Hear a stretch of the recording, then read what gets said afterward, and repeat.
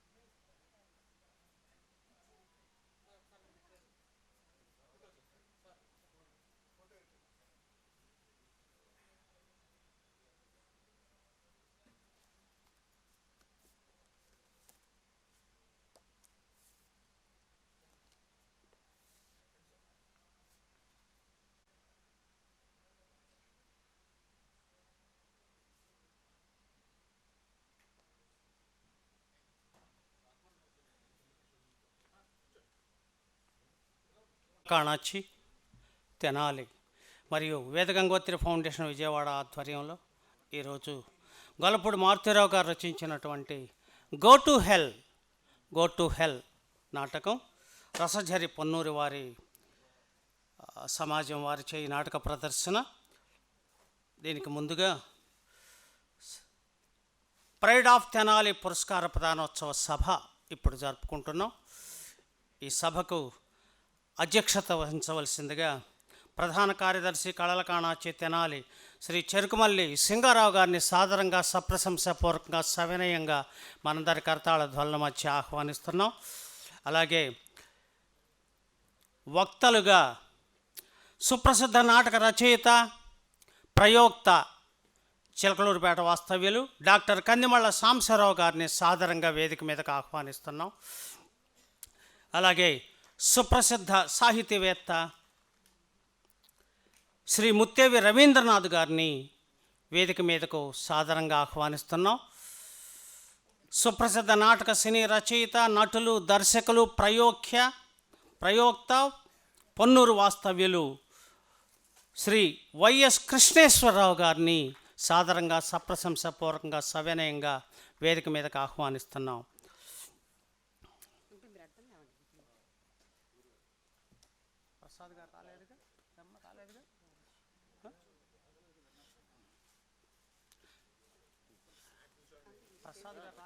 ఈ సంభాషణ రచయిత, కళల కాణాచి అధ్యక్షులు, తెనాలి ముద్దుబిడ్డ డాక్టర్ సాయి మాధవ్ బుర్రా గారిని సాదరంగా సప్రశంసాపూర్వకంగా సవినయంగా వేదిక మీదకు ఆహ్వానిస్తున్నాం. డాక్టర్ సాయి మాధవ్ బుర్రా. ఇక నేటి ఈ పురస్కారాన్ని అందించేటందుకు గాను శ్రీ అప్పాజోస్యల సత్యనారాయణ గారు, వ్యవస్థాపక అధ్యక్షులు అజో విభో కందాళం ఫౌండేషన్ హైదరాబాద్ వారిని సాదరంగా సవినయంగా వేదిక మీదకు ఆహ్వానిస్తున్నాం. అప్పాజోస్యల సత్యనారాయణ గారు.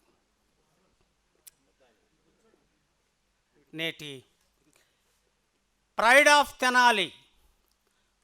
ఆఫ్ తెనాలి పురస్కార స్వీకర్త పెద్దలు గౌరవనీయులు ప్రముఖ వైద్యులు డాక్టర్ పాటిబండ్ల దక్షిణామూర్తి గారిని సాదరంగా సవినయంగా సప్రశంసాపూర్వకంగా మనందరి కరతాళ ధ్వనుల మధ్య వేదిక మీదకు ఆహ్వానిస్తున్నాం.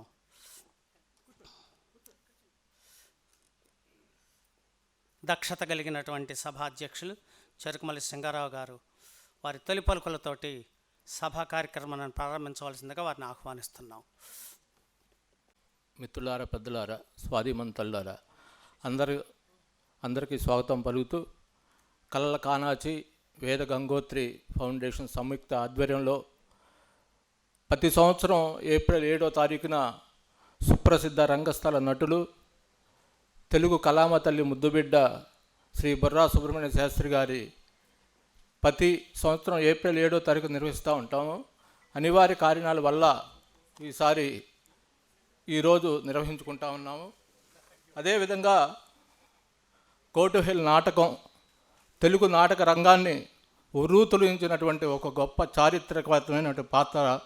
ఆ నాటకంతో పాటు తెలుగు జాతి గర్వించేటువంటి మహావైద్యుల్లో తెనాలి కీర్తి ప్రతిష్టల్ని అంతర్జాతీయ స్థాయిలో ప్రతి పేదవాడికి నిరంతరం ప్రతిరోజు ప్రతి కళాకారుడికి ప్రతి రిక్షా కార్మికుల కాడి నుంచి కొన్ని లక్షల మంది వేల మంది ప్రాణాలు కాపాడినటువంటి మహోన్నత మానవతామూర్తి డాక్టర్ పాటిబండ్ల దక్షిణామూర్తి గారు.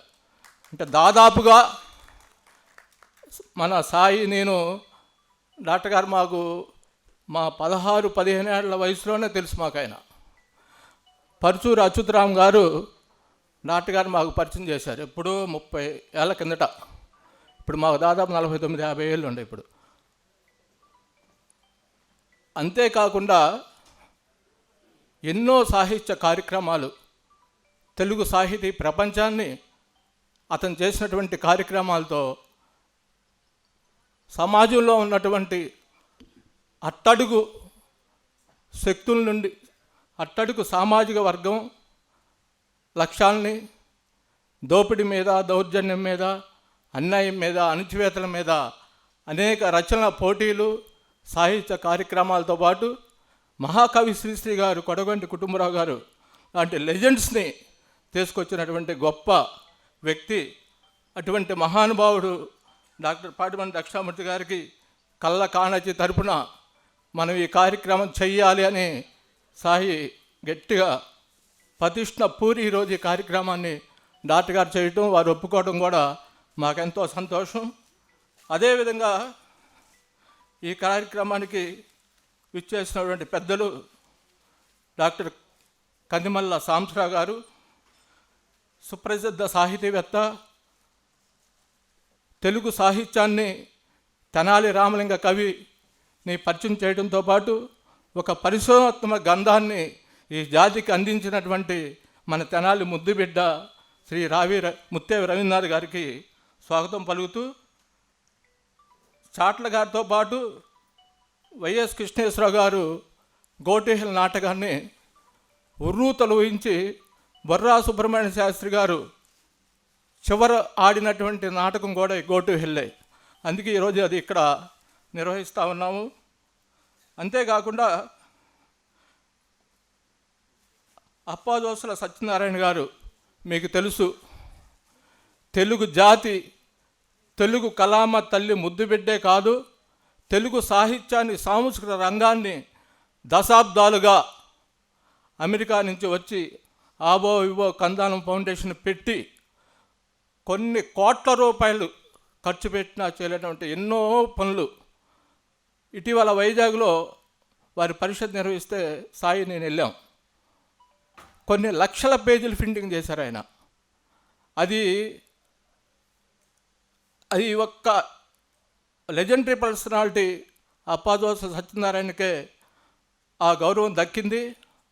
తెలుగు కలామ తల్లి వారికి ఎప్పుడు కూడా మల్లెపూ దండై వారు నిరంతరం కొన్ని శతాబ్దాలు తెలుగు జాతి గర్వించేటువంటి, చెప్పుకునేటువంటి పరిస్థితి. సత్యనారాయణ గారు వారు ఎంతో ప్రేమతో ఇక్కడ రావటం వారికి కళ్ళకానాచి హృదయపూర్వకంగా అభినందన తెలియజేస్తూ ఉంది. అలాగే దక్షిణామూర్తి గారికి మరోసారి స్వాగతం పలుకుతూ, ముందుగా అన్న డాక్టర్ కందిమల్లి సాంబశివరావు గారు 10 నిమిషాలు మాట్లాడతారు. ముందుగా వారి స్వాగతం పలుకుతా ఉన్నాం.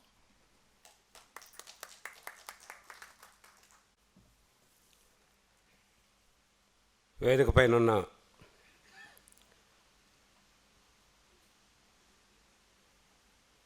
సుప్రసిద్ధులు,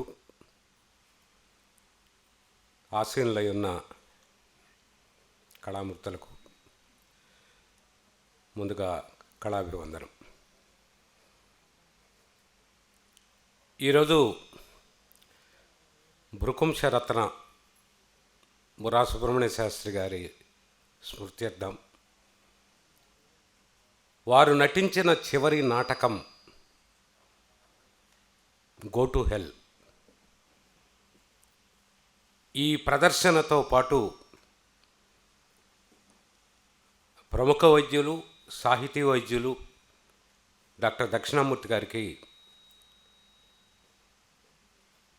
గురుగారు అప్పాజేశ్వర సత్యనారాయణ గారి చేతుల మీదుగా పురస్కార ప్రదానం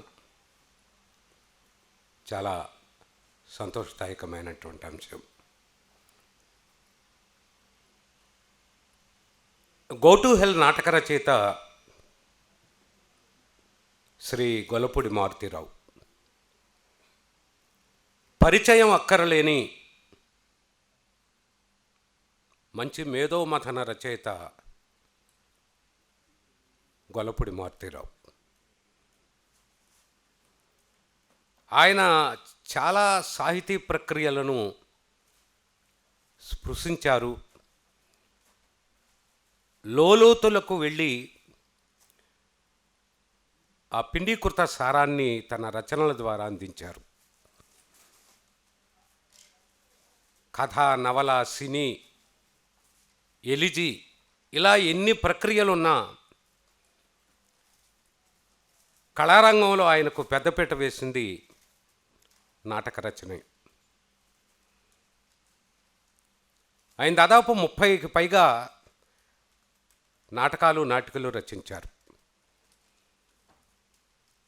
ఒక రాగరాగిణి, ఒక కరుణించని దేవతలు, ఒక మహానటుడు, ఒక సత్యంగారిల్లెక్కడ, ఒక గో టు హెల్, జగన్ నాటకం. ఇక నాటికలు అనంతం, కళ్ళు, మళ్ళీ మధుమాసం, ఇలా చాలా రచనలు ఉన్నాయి.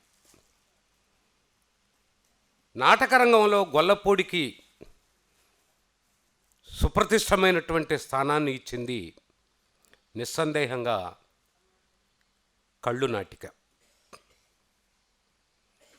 మనం ఎంతో నమ్మకంతో ఎన్నుకున్నటువంటి పాలకులు దుర్నీతికి పాల్పడితే వారిని వెనక్కు పిలిపించేటువంటి రీకాల్ సిస్టమ్ అనేటువంటిది కొన్ని దేశాల్లో అమల్లో ఉంది. ఆ రీకాల్ అనేటువంటి దాన్ని ఒక విచిత్రమైనటువంటి సంఘటనల సన్నివేశాల అల్లికతో అంతర్లీనంగా అద్భుతంగా చెప్పారు. దానికి వాస్తవానికి మనకు చాలా సినిమాల్లో, నాటకాల్లో చూపించినట్లు విద్యాశాఖ మంత్రులు అందరూ కూడా ఎక్కువగా నిశానీలో ఉన్నట్లుగా ఆ నాటకంలో ఉన్నటువంటి ఆ అంతర్గర్భితంగా ఉన్నటువంటి విషయం అర్థమైతే భుజాలు తడుముకోవటమే కాదు, ఉలిక్కిపడేవాళ్ళు, కొండకొచ్చో ఎన్ని పరిణామాలకు దారి తీసిందో కూడా తెలియదు వాస్తవంగా. అంత సూటిగా, ఘాటుగా, చాలా అద్భుతంగా ఉన్నటువంటి ఒక ప్రతీకాత్మక వాదంతో కూడినటువంటి గొప్ప నాటిక. రచన పరంగా ఎంత ఉన్నతంగా ఉంటుందో ప్రదర్శన పరంగా కూడా బివి రామారావు, ఎంవి రామారావు బృందం చాలా గొప్పగా ప్రదర్శించింది. ఇక గొల్లపూడి మారుతీరావు గారిని ఒరే అనేటువంటి సంబోధనతో ప్రారంభించి ఆ తర్వాత ఘాటైనటువంటి 4 తిట్లతో చనువుగా ఉండేటువంటి వ్యక్తులు ఇద్దరు తెలుగు నాటక రంగంలో. ఒకళ్ళు కె వెంకటేశ్వరరావు, 2 చాట్ల శ్రీరాములు గారు. వాళ్ళిద్దరి కోసమే ఎక్కువ నాటకాలు రాశారు. రాగరాగిణి, మహానటుడు, ఈ నాటకాలను కె వెంకటేశ్వర గారి కోసం రాస్తే సత్యంగారిల్లెక్కడ, గో టు హెల్, జగన్ నాటకం, ఈ నాటకాలని చాట్ల గారి కోసం రాశారు. ఇవన్నీ ప్రదర్శన పరంగా రంగస్థలం మీద అద్భుతంగా పేలినటువంటి నాటకాలు, జనాన్ని, ప్రేక్షకుల్ని ఉర్రూతొలగించిన నాటకాలు. ఇక ప్రస్తుత విషయానికి వస్తే ఈనాటి చర్చనీయాంశం గో టు హెల్ నాటకం. గొల్లపూడి మారుతీరావు గారికి, ఆయనకి చాలా మంచి అభిరుచి, ఇష్టమైనటువంటి అంశాలు ఏమిటంటే విదేశాలకు వెళ్ళినప్పుడు కేవలం ఏదో కొన్ని ప్రదేశాలను చూడటం కాకుండా అక్కడ ఉన్నటువంటి నాటకాలని చూడడం, నాటక సాహిత్యాన్ని కొనుగోలు చేసి ఆయన చదవటం ఆయనకు అలవాటు. అలా ఒకసారి లండన్ వెళ్ళినప్పుడు జాన్ ఆస్బోర్న్ అనేటువంటి రచయిత రాసిన లుక్ బ్యాక్ ఇన్ యాంగర్ అనేటువంటి నాటకాన్ని చూశారు. అందులో ఉన్నటువంటి వస్తువు గొల్లపూడిని తీవ్రంగా కలిచివేసింది. ఒక మంచి అప్సైడ్ ప్లే, అనిబద్ధ నాటకం. ఆ స్ఫూర్తితో గో టు హెల్ నాటకాన్ని రాశారు. గొల్లపూడి మారుతీరావు గారు ఆయనే స్వయంగా చెప్పుకున్నట్లుగా మిగతా నాటకాలన్నీ ఒక్కొక్క నాటకాన్ని ఎంత తక్కువ వ్యవధిలో రాసేవాడో ఈ ఒక్క నాటకానికి మాత్రం కొన్ని నెలల సమయాన్ని తీసుకున్నారు. అంటే ఒక మాటలో చెప్పాలంటే ప్రపంచ ప్రఖ్యాత అనిబద్ధ నాటక రచయితలు, అబ్సర్డ్ నాటక రచయితలు, ఒక ఐనెస్కో కానివ్వండి, ఒక పిరాండిల్లో కానివ్వండి, ఒక హెరాల్డ్ పింటర్ కానివ్వండి, వీళ్ళందరి నాటకాలన్నీ బాగా క్షుణ్ణంగా అధ్యయనం చేసిన తర్వాత ఒక విధంగా చెప్పాలంటే వాటిని వజ్రకాయం బట్టి ఈ గో టు హెల్ నాటకాన్ని రాశారు. సత్యంగారిల్లెక్కడ నాటక ప్రదర్శన తర్వాత కొన్ని సంవత్సరాల పాటు చాట్ల గారి నాటకం అడుగుతున్నారు, ఇస్తాను అని చెప్పి వాగ్దానం చేస్తున్నారు. కొన్ని సంవత్సరాలు గడిచిన తర్వాత సడన్గా ఒకరోజు చాట్ల గారికి ఫోన్ చేసి నాటకం రెడీ అయింది అని చెప్పన్నారు. ఆ నాటకాన్ని వినడం కోసం మెడ్రాస్ వెళ్ళి 3 రోజులు అక్కడ ఉండి నాటకాన్ని రీడింగు ఇస్తే చాట్ల గారు విన్నారు. అందులో ఉన్నటువంటి తీవ్ర భావజాలం అనేటువంటిది చాట్ల గారిని బాగా ఆకర్షించింది. ఎట్టి పరిస్థితిలో ఈ నాటకాన్ని వేద్దామని చెప్పనుకున్నారు. గొల్లపూడి మారుతీరావు గారికి ఒక విచిత్రమైన అలవాటు ఉంది. నాటకాలకి నామనిర్దేశం టైటిల్ పెట్టేటప్పుడు చాలా లెంగ్తీ టైటిల్స్ పెడుతుంటాడు. ఉదాహరణకి లావాలో ఎర్ర గులాబీ నాటకం ఉందనుకోండి, దానికి జాగ్రత్త నేస్తం పొరుగువాడిని ప్రేమించకు అని చెప్పన్నాడు. ఆ నాటకాన్ని తీసుకున్నప్పుడు ఏంట్రా బావా ఇది, ఈ టైటిల్ ఏంటి, ఇంత పొడవేమిటి, కాదు అని చెప్పి తర్జన భర్జనలు పడిన తర్వాత లావాలో ఎర్ర గులాబీ అని చెప్పి ఆ నాటక ఇతివృత్తానికి సంబంధించి పేరు పెట్టడం జరిగింది. గో టు హెల్ నాటకానికి గొల్లపూడి గారు మొట్టమొదట పెట్టినటువంటి పేరు ఏమిటంటే రానేస్తం ఈ పిచ్చాసుపత్రిలో నీకు చోటుంది, ఆ టైటిల్ పెట్టాడు. ఆ టైటిల్ పెట్టిన తర్వాత ఆ టైటిల్ని చూసి కాస్త చాట్ల గారికి చిరుకోపం ఎక్కువ. ఎప్పుడైనా దాని మీద తీవ్రంగా ఆయన కేకలు పెట్టడం జరిగింది. దాదాపు ఒక 5-6 గంటలు కూర్చొని ఒక 10-15 టైటిల్స్ ఇద్దరు అనుకున్నా ఎందుకో సంతృప్తి చెందల. అప్పుడు చాట్ల కోపం వచ్చి చేతిలో ఉన్నటువంటి స్క్రిప్ట్ని ఆ టీపాయ్ మీద విసిరు కొట్టి గో టు హెల్ అని చెప్పన్నాడు. వెంటనే గొల్లపూడికి నచ్చి శివాని ఈ టైటిల్ ఎట్లా ఉంది అని చెప్పి వాళ్ళ భార్యని అడిగాడు. శివాని అని చెప్పి ఎందుకు ప్రత్యేకంగా అంటే గొల్లపూడి గారు ఏ రచన చేసినా తొలి పాఠకురాలు వాళ్ళ భార్య శివాని గారు. చాట్ల గారి గొల్లపూడి గారి హ్యాండ్ రైటింగు అంత బాగుండదు కాబట్టి అన్ని స్క్రిప్ట్లను ఫేర్ చేసేదే శివాని గారి. శివాని గారు కూడా బాగుందన్నారు. అప్పుడు గో టు హెల్ అనేటువంటి టైటిల్ ఫిక్స్ అయిపోయింది. సరే, ఈ నాటకాన్ని నాట్యమిత్ర విశాఖపట్నం సంస్థ ద్వారా 1977లో మొట్టమొదటిసారిగా విశాఖపట్నంలో ప్రదర్శించారు. ఎంవి రామారావు గారు సంగమేశ్వర శాస్త్రి, రామశాస్త్రి వేషం చాట్ల శ్రీరాములు గారు, అమీనా వేషం కె విజయలక్ష్మి గారు, స్కాలర్ వేషం సివి సూర్యనారాయణ, ప్రొఫెసర్ వేషం చంద్రమోహన్, వీళ్ళందరూ వేశారు. చాట్ల శ్రీరాములు గారి గొంతుక మీ అందరికీ చాలామందికి గుర్తుండేటట్టు చాలా మెటాలిక్ వాయిస్ అయింది. ఆయన రిహార్సల్లో రామశాస్త్రి వేషం వేస్తూ బాగా షౌటింగ్ తోటి డైలాగ్ చెప్తూ ఉంటే ఆ రీసౌండ్కి విజయలక్ష్మి గారు ఒక్కసారి చెవులు మూసుకున్నారట. చాట్ల డైలాగ్ చెప్తున్నాడు, విజయలక్ష్మి గారు చెవులు మూసుకుంది. వెంటనే చాట్లకి ఒక డైరెక్షన్ ఫ్లాష్ తట్టింది.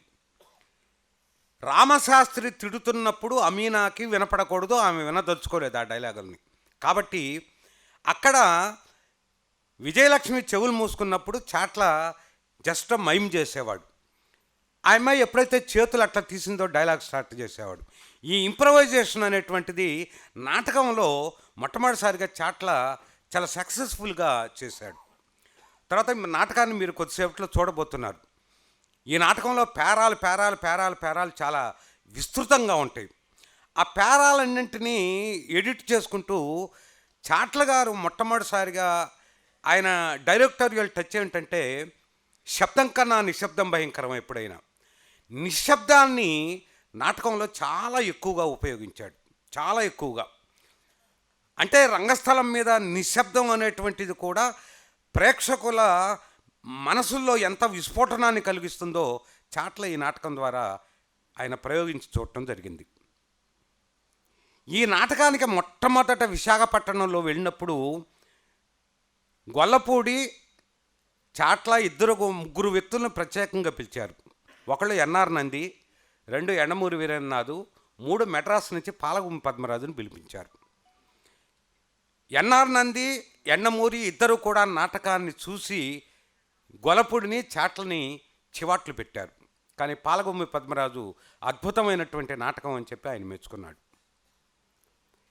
ఈ నాటకాన్ని పలుకే బంగారమాయే నాటక ప్రదర్శన కోసం మెడ్రాస్ వెళ్తే మెడ్రాసు ఆ ప్రదర్శనకు హాజరైనటువంటి రావు గోపాలరావు నాటక ప్రదర్శన అయిపోయిన తర్వాత చాట్ల ఏమన్నా కొత్త ప్రాజెక్ట్ ఏమన్నా ట్యాకప్ చేసావంటే, సార్ కొత్త స్క్రిప్ట్ ఉంది, మీకు అభ్యంతరాలు అయితే నైట్ మీ ఇంటికి వచ్చి వినిపిస్తామని రాత్రి 2 గంటల వరకు కూర్చొని నాటకాన్ని వినిపిస్తే, ఏమయ్యా గొల్లపూడి మారుతీరావు ఈ నాటకం మీద చేసినటువంటి చాకిరి సినిమాల మీద పెడితే 4 సినిమాలు రాసేవాడు, 4 లక్షల డబ్బు సంపాదించేవాడు.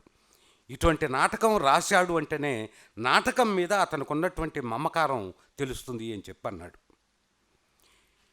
గో టు హెల్ నాటకం అనేటువంటిది దాదాపుగా చాట్ల టీము ఒక 15 పైన ప్రదర్శనలు ఆడారు. ప్రేక్షకుల్లో తీవ్రమైనటువంటి అలజడి, తీవ్రమైనటువంటి వాదోపవాదాలు, 2 వర్గాలుగా చీలిపోయి ప్రేక్షకులు వాదించుకోవటం చాలా తరచుగా జరిగింది ఈ నాటకం మీద. అంటే ఒక రకమైనటువంటి ఒక పెను కంపాన్ని ఈ నాటకం సృష్టించింది. ఆ నాటకం అయిపోయిన తర్వాత ఒక 20-25 ఏళ్లకు 2012లో మన అజోవిభో కందాళం ఫౌండేషను శ్రీకాకుళంలో గొల్లపూడి గారికి లైఫ్ టైమ్ అచీవ్మెంట్ అవార్డు ఇవ్వటం జరిగింది. అక్కడ చాట్ల వచ్చారు, కృష్ణేశ్వరరావు వచ్చాడు. మన గొల్లపూడి గారి మీటింగ్ అంతా అయిపోయిన తర్వాత హైదరాబాద్ వెళ్ళిన తర్వాత చాట్ల గారికి ఎందుకో ఆలోచన వచ్చింది, ఒక్కసారి మళ్ళా ఆ నాటకాన్ని వేస్తే ఎట్లా ఉంటుందని కృష్ణేశ్వరరావుతో డిస్కస్ చేయటం జరిగింది. కృష్ణేశ్వరరావు ఈయన తక్కువ వాడు కాదు కదా, వెంటనే ఆ నాటకంలో ఉన్నటువంటి 4-5 డైలాగులు ఆయనకు అప్పచెప్పాడు.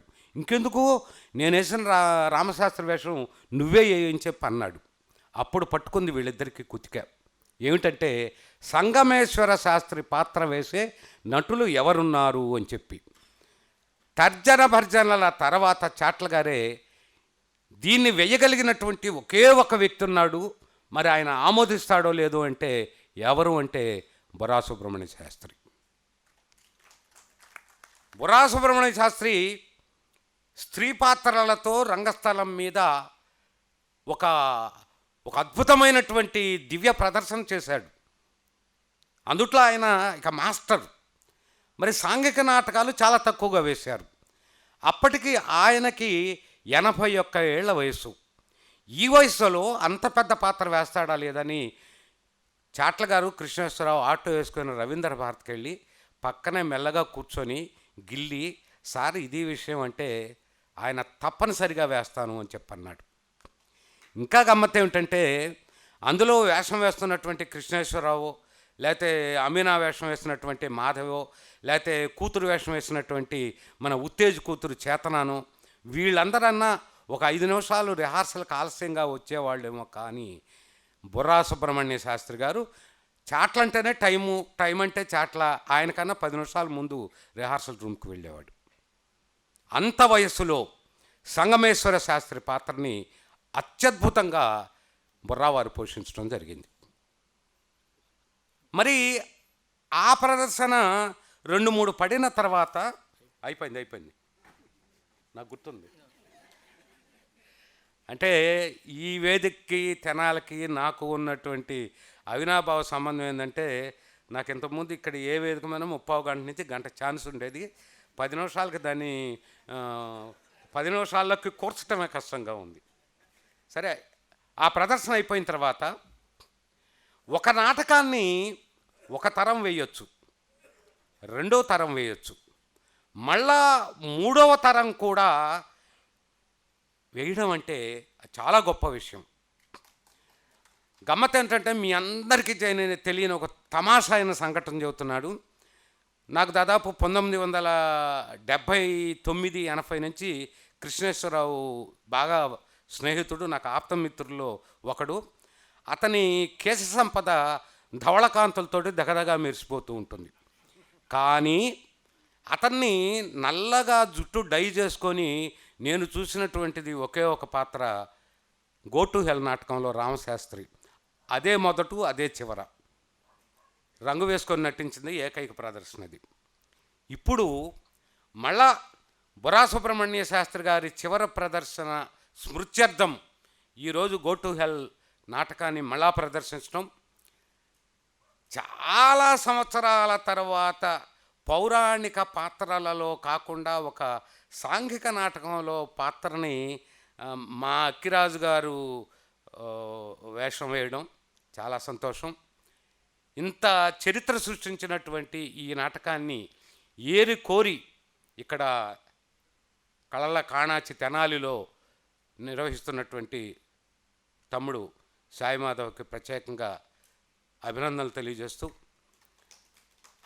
నాకే కాదు లక్షలాది మందికి అభిమాన పాత్రుడైన డాక్టర్ గారు దక్షిణామూర్తి గారికి చాలా ఆలస్యంగానైనా ఒక అరుదైన పురస్కారాన్ని అందిస్తున్నందుకు మనస్ఫూర్తిగా సాయి మాధవ్కి ధన్యవాదాలు తెలియజేస్తూ సెలవు.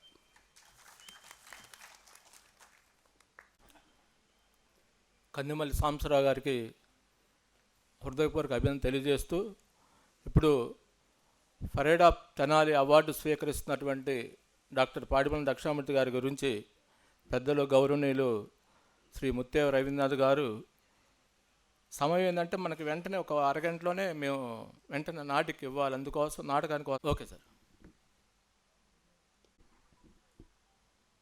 సభకు నమస్కారం. మిత్రులు గారి గురించి చాలా విషయాలు ఇవాళ ఉపన్యాసంలో చెప్పారు. వారికి ముందుగా సుబ్రహ్మణ్య శాస్త్రి గారికి స్మృత్యంజలి, అలాగే సాంబశివరావు గారికి కృతజ్ఞతలు. వారు స్త్రీ పాత్రలు, పౌరాణిక పాత్రల గురించే నాకు ఇంతకుముందు తెలుసు. ఇవాళ చాలా కొత్త విషయం విన్నాను. సరే, ఇక్కడ నాకు ఇవ్వబడిన ప్రసంగాంశం ఏంటంటే, డాక్టర్ పాటిబండ్ల దక్షిణామూర్తి గారు ఆయన జీవితంలో కొన్ని ముఖ్యమైన ఘట్టాలు, వాటిని మీ ముందు ఉంచుతాను. దక్షిణామూర్తి గారు వ్యక్తిగతంగా నాకు 52 సంవత్సరాల క్రితం పరిచయం, మొదటి పరిచయం. అప్పుడు నేను 1971లో ఆల్ ఇండియా స్టూడెంట్స్ ఫెడరేషన్లో వర్క్ చేస్తూనే ఒక పక్కన, అప్పటికే డిగ్రీ అయిపోయింది నాకు, బీఎస్సీ. నేను రాజకీయాల్లో ఒక పక్కన all India students federation, youth federation వాటిల్లో పనిచేస్తూనే రెండో పక్కన మన తెనాలి వాడని కృష్ణని విపరీతంగా అభిమానించేవాడిని, సినీ నటుడు కృష్ణని. అంతకుముందు నేను ఎన్టీఆర్ అభిమాని అయి ఉన్నా కూడా కృష్ణ కొత్తగా వచ్చినందుకు కృష్ణని చాలా ఇదిగా, అప్పటికే కృష్ణ సినిమాలు చాలా అద్భుతమైన సినిమాలు వెంటనే రావటం జరిగింది. అప్పుడు అవే కళ్ళు, అట్లాగే గూఢచారి 116, అలాగే అసాధ్యుడు, అలా ఈ చిత్రాలన్నీ వెంటనే అద్భుతమైన సినిమాలు, సూపర్ డూపర్ హిట్స్గా బాగా పేరొందిరి. ఆ దశలో మోసగాళ్లకు మోసగాడు వచ్చి అన్ని రికార్డ్స్ని బ్రేక్ చేసింది. అది రోజుల పరంగా ఎక్కువగా తెనాల్లో అప్పట్లో ఆడకపోయినా అసలు ఒక వైవిధ్యాన్ని, చాలా కొత్తదనాన్ని పరిచయం చేసింది తెలుగు తెరకి. దానికి ఎనలేని కీర్తి వచ్చింది.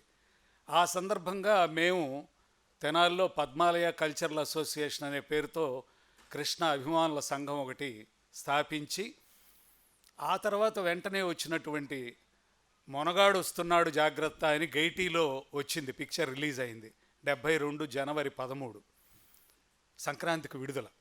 ఆ సందర్భంగా దక్షిణామూర్తి గారిని నేను మొదటగా చూశాను. గైటీ టాకీస్లో ఆ పిక్చర్ రిలీజ్ రోజున ఒక చిన్న సభ పెట్టారు. ఆ సభకి నేను పాల్గొన్నాను, వారు పాల్గొన్నారు. అక్కడి నుంచి మొదలైన మా స్నేహం, నేను దీన్ని స్నేహమనే అంటున్నా. ఆయన నాకంటే 13 సంవత్సరాలు పెద్దవారు అయినా కానీ ఒక సన్నిహిత మిత్రుల్లాగానే ఉంటారు. కానీ ఆయన ఏనాడు అసలు నన్ను భుజం మీద చేసి రవి రవి అనేవాడు. ఈ మధ్యకాలంలో రవీంద్రనాథ్ గారు అని నన్ను పిలవటం నాకు కొద్దిగా బాధాకరంగా ఉంది. 13 ఏళ్ళు చిన్న నేను ఆయన కంటే. ఆయన జీవితాన్ని క్లుప్తంగా పరిచయం చేసే ప్రయత్నం చేస్తాను. నేను 52 అక్టోబర్ 5 పుట్టాను. ఆయన 1939 సెప్టెంబర్ 1వ తేదీ రాత్రి 1:30 అంటే 2వ తేదీలో ప్రవేశించిన తర్వాత ఆయన పుట్టారు. ఆయన జన్మస్థలం వాళ్ళ అమ్మమ్మ గారి ఊరు కోలవెన్ను. మీకు కోలవెన్ను అనగానే మిక్కిలేని రాధాకృష్ణమూర్తి, డైరెక్టర్ రాఘవేంద్రరావు వాళ్ళ తండ్రి కోవెలమూడి సూర్యప్రకాశ్రావు గారు, తర్వాత మనకి మొన్నటిదాకా ఎలక్షన్ కమిషనర్గా పనిచేసినటువంటి నిమ్మగడ్డ ఆయన రమేష్ కుమార్, నిమ్మగడ్డ రమేష్ కుమార్ది దుగ్గిరాల. కానీ రమేష్ కుమార్ తండ్రి రవీంద్రనాథ్, ఆయన కంచర్ల రవీంద్రనాథ్ పెంపుడొచ్చి, నిమ్మగడ్డ వారికి పెంపుడొచ్చి దుగ్గిరాలు వచ్చారు. అలా వీళ్ళందరిది కూడా ఆ ఊరే కోలవెన్ను, చాలా ప్రసిద్ధమైన గ్రామం. మొన్న రాఘవేంద్రరావు గారికి సన్మానం చేసినప్పుడు కూడా ఇక్కడ ఈ వేదికలో, ఇక్కడ కాదు ఎల్ఆర్ఎం క్లబ్లో జరిగిన ఫంక్షన్కి దక్షిణామూర్తి గారిని చూడగానే ఆయన పలకరించి, వాళ్ళిద్దరి మధ్య కొంచెం ఆత్మీయ బంధం. చిన్నబాబు అంటారు ఆయన్ని. కోవెలమూడి సూర్యప్రకాశ్రావు గారి చిన్న కొడుకు, పెద్ద కొడుకు కృష్ణమోహన్, ఆయన చనిపోయాడు. మొత్తం మీద చాలా ప్రముఖులైనటువంటి వ్యక్తులు పుట్టి పెరిగినటువంటి చోట ఆయన పుట్టడం జరిగింది. ఆయన కోలవెన్ను. వాళ్ళ అమ్మమ్మ సరస్వతమ్మ గారని, ఆమె గొప్ప క్రమశిక్షణ కలిగిన వ్యక్తి. ఆమె దగ్గర ఈయన పెరగటం ఈయనకి మొదటి అవకాశం గొప్పగా అభివృద్ధి చెందటానికి. రెండోది, వాళ్ళ ఇంటికి అతి సమీపంలో గ్రంథాలయం ఉండటం. ఆ గ్రంథాలయంలో పుస్తకాలు ఆయన్ని చిన్నతనం నుంచి ఆకర్షించి ఎక్కువగా గొప్ప చదువరిగా చేసినాయి.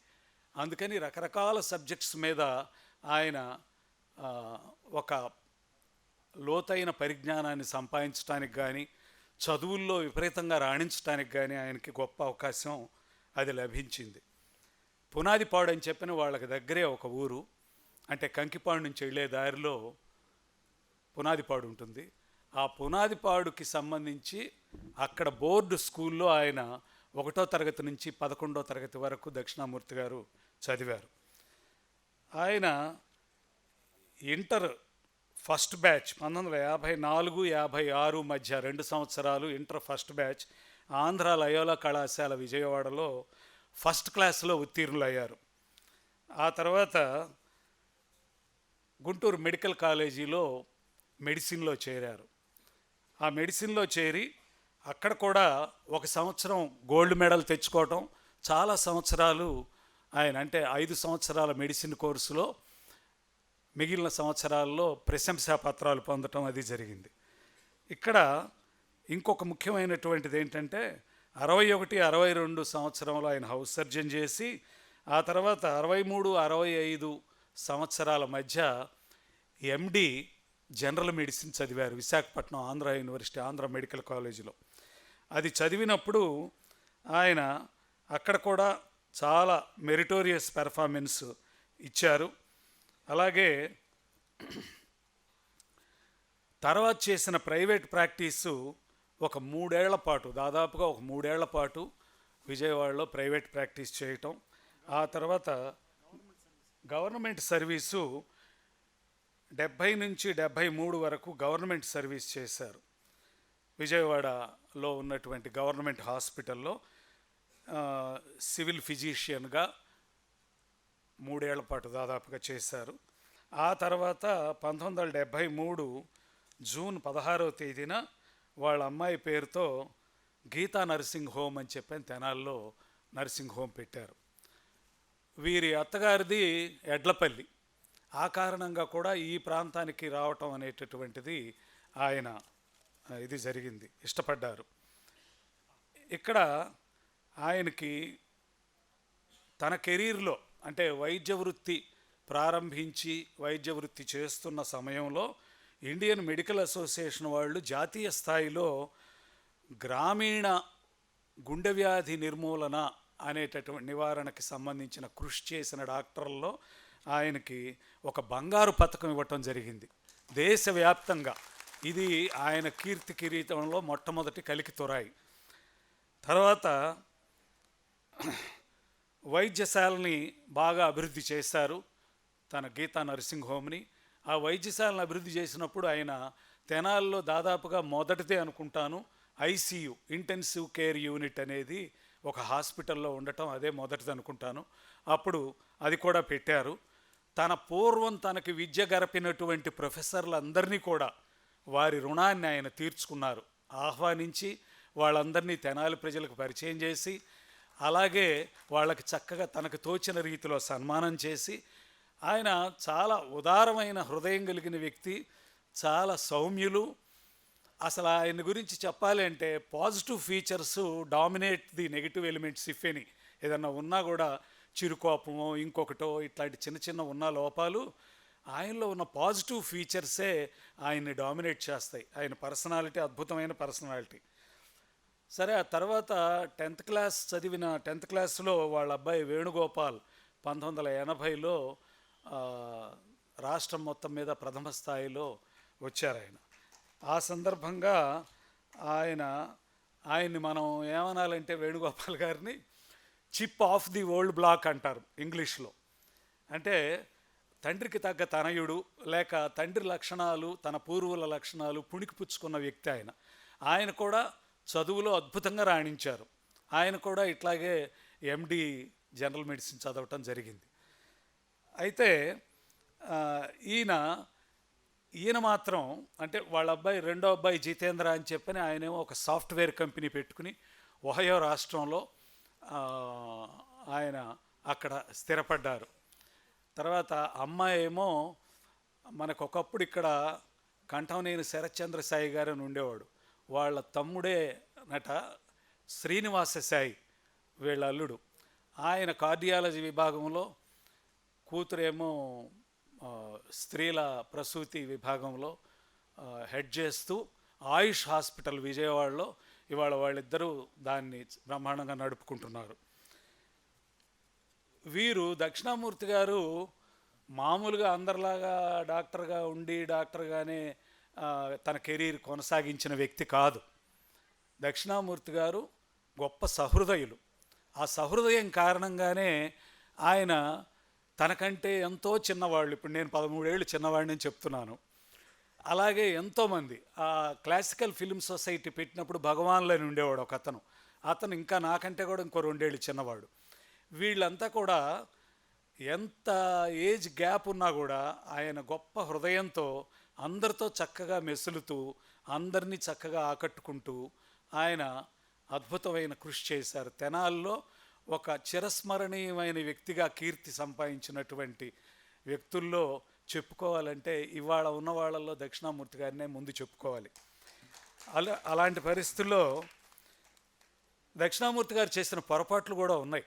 ఏంటంటే తెనాలి మున్సిపల్ చైర్మన్గా తెలుగుదేశంలో ఉండి తెనాలి మున్సిపల్ చైర్మన్గా పోటీ చేశారు. ఆ పోటీ చేసినప్పుడు నేను రాజకీయవాదినే, రాజకీయాలకు విరక్తి చెందిన వాడిని కాదు, రాజకీయాలకు వ్యతిరేకిని కాదు.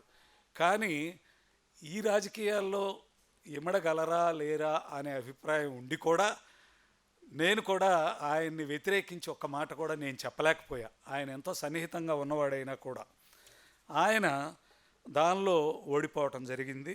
దానివల్ల ఆయన కెరీర్ ఫిజిషియన్ కెరీరు అద్భుతంగా అభివృద్ధి చెందింది.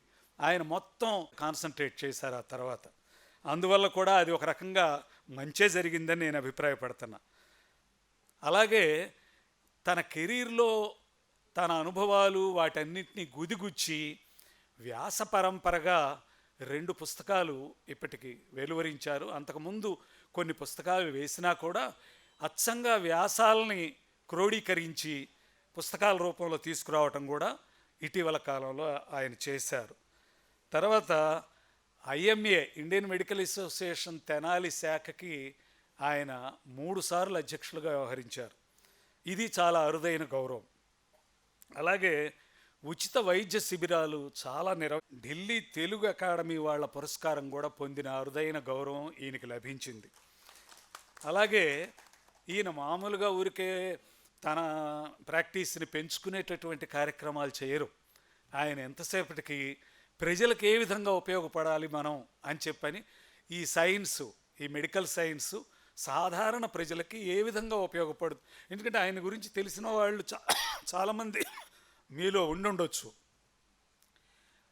ఎవరైనా సరే డాక్టర్లు ప్రిస్క్రిప్షన్ స్లిప్ రాస్తారు. ప్రిస్క్రిప్షన్ స్లిప్ రాసి 0-0-0 అంటే 3 పూట్లు 3 ట్యాబ్లెట్లు వేసుకోవాలి అని. ఇది అర్థం కాదేమో అని జనానికి ఉదయం 1, సాయంత్రం 1, రాత్రికి 1 అని చక్కగా తెలుగులో పక్కన రాసే డాక్టర్ని నేనైతే ఇంతవరకు చూడాల. మీరు ఎవరైనా చూసారేమో నాకు తెలియదు. ప్రతి ఒక్కళ్ళకి ఆయన విడమరచి ఇంకొకటి రోగిని భయపెట్టి డాక్టర్లు డబ్బులు సంపాదించుకునే రోజుల్లో మా ఆవిడతో అదే గోల. నేను ఎప్పుడు కూడా దక్షిణామూర్తి గారి దగ్గరికి వెళ్ళమంటే ఎందుకు ఆయన నాకేమీ లేదంటాడు వెళ్ళగానే అని. ఆయన ఎవరికైనా సరే చెప్పటం ఏం చెబుతారంటే, నీకేమీ లేదు, నువ్వు పూర్తి ఆరోగ్యంగా ఉన్నావు, ఏం పర్వాలేదు, వెళ్ళు అని చెప్తాడు. అంతేగాని ఏది పెడితే అది మందులు రాసి కలగాపులకంగా ఇచ్చేసి అందరినీ చేయటం అనేది ఆయన చేయడు. అట్లాగే కూర్చో, పర్వాలేదు, కాసేపు కూర్చో. ఆయన మామూలుగా అలాగే ఉండకుండా ఆయన చేసిన ఇంకొక గొప్ప పని ఏంటంటే వాకర్స్ క్లబ్ని పెట్టారండి తెనాల్లో. వాకింగ్ని మించినటువంటి ఆరోగ్య సూత్రం లేదు. ఎన్నిటికో అది పనేషియా లాంటిది, సర్వరోగ నివారిణి. అలాంటి సర్వరోగ నివారిణి అయినటువంటి వాకింగ్ని ఆయన తెనాల్లో మొట్టమొదటి వాకింగ్ క్లబ్ ప్రారంభించి ఆ విషయంలో కూడా ఆయన కీర్తి కిరీటం పొందారు. ఈ కారణంగా వాకింగ్ క్లబ్ పెట్టి ఊరికే వాకర్సు వాళ్ళకి ఇది చేయటమే కాకుండా ప్రతి నెల ఒక వైద్య ప్రముఖుడిని పిలిచి ఒక వైద్య ప్రముఖుడి ద్వారా ఉపన్యాసం ఇప్పించటం, అది కూడా విలక్షణమైనటువంటి పద్ధతిలో ఎన్నో ఏళ్ల నుంచి సాగుతుంది, నిరంతరాయంగా ఇప్పటికీ సాగుతూనే ఉంది. ఆయన తనకి ఒకవేళ ప్రాక్టీస్కి టైం అయింది అని చెప్పని వెళ్ళాలి అంటే తన అధ్యక్ష స్థానాన్ని, ఆ మెడాలియన్ ఏదో ఉంటుంది మెడలో, అది తీసి టేబుల్ మీద పెట్టి ఆయన గబగబా వెళ్ళిపోయిన సందర్భాలు కూడా చాలా ఉన్నాయి. అందుకని కర్తవ్యం పట్ల ఆయన నిష్ట అలాంటిది. రెండవది, ఈ కార్యక్రమాన్ని నిరంతరాయంగా సాగించడం అనేటటువంటిది కూడా ఆయన అద్భుతమైనటువంటి విషయం. ఇక్కడ ఇంకొకటి కూడా చెప్పుకోవాల్సింది ఏంటంటే, ఆయన నాకు మొట్టమొదట మొనగాడు వస్తున్నాడు జాగ్రత్త సినిమా రిలీజ్ రోజున కలుసుకున్నాం. ఆ తర్వాత మీనా వచ్చినప్పుడు రెడ్ క్రాస్ సొసైటీ బిల్డింగ్లో తెనాల్లో అక్కడ జరిగింది సభ, దాంట్లోనూ కలిసాం. ఎప్పుడు కలిసినా చాలా హృదయం విప్పి మాట్లాడేటటువంటి మనస్తత్వం ఆయన.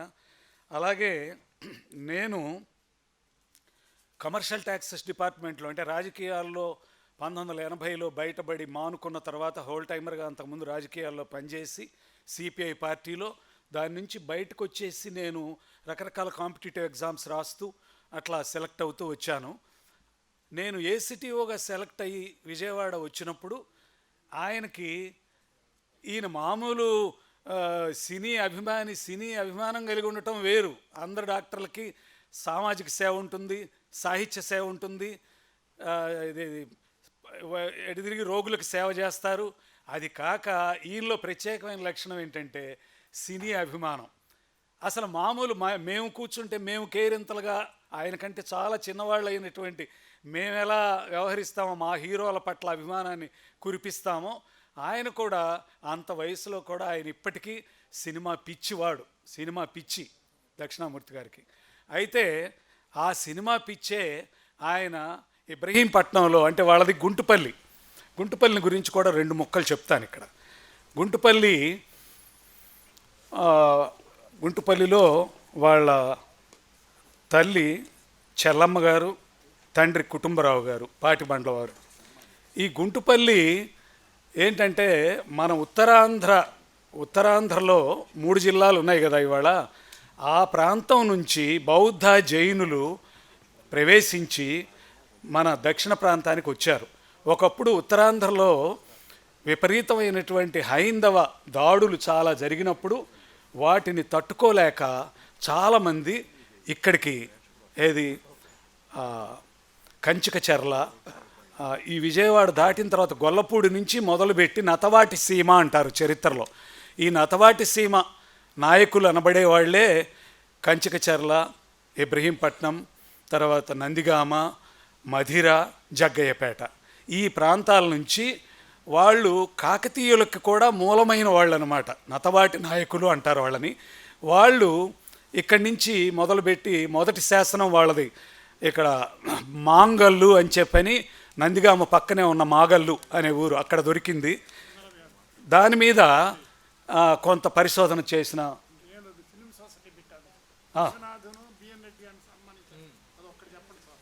ఉండండి, మీరు చెప్పమన్నది నేను చెప్పేటట్టయితే ఇంకా మరి నేను ఎందుకు, నా మనసులో ఉన్నది చెప్పనివ్వండి.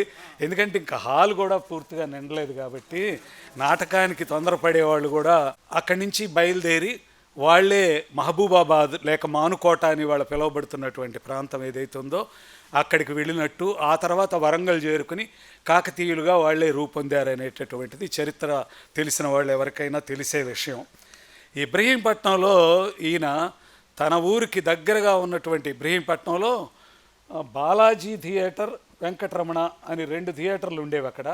మీది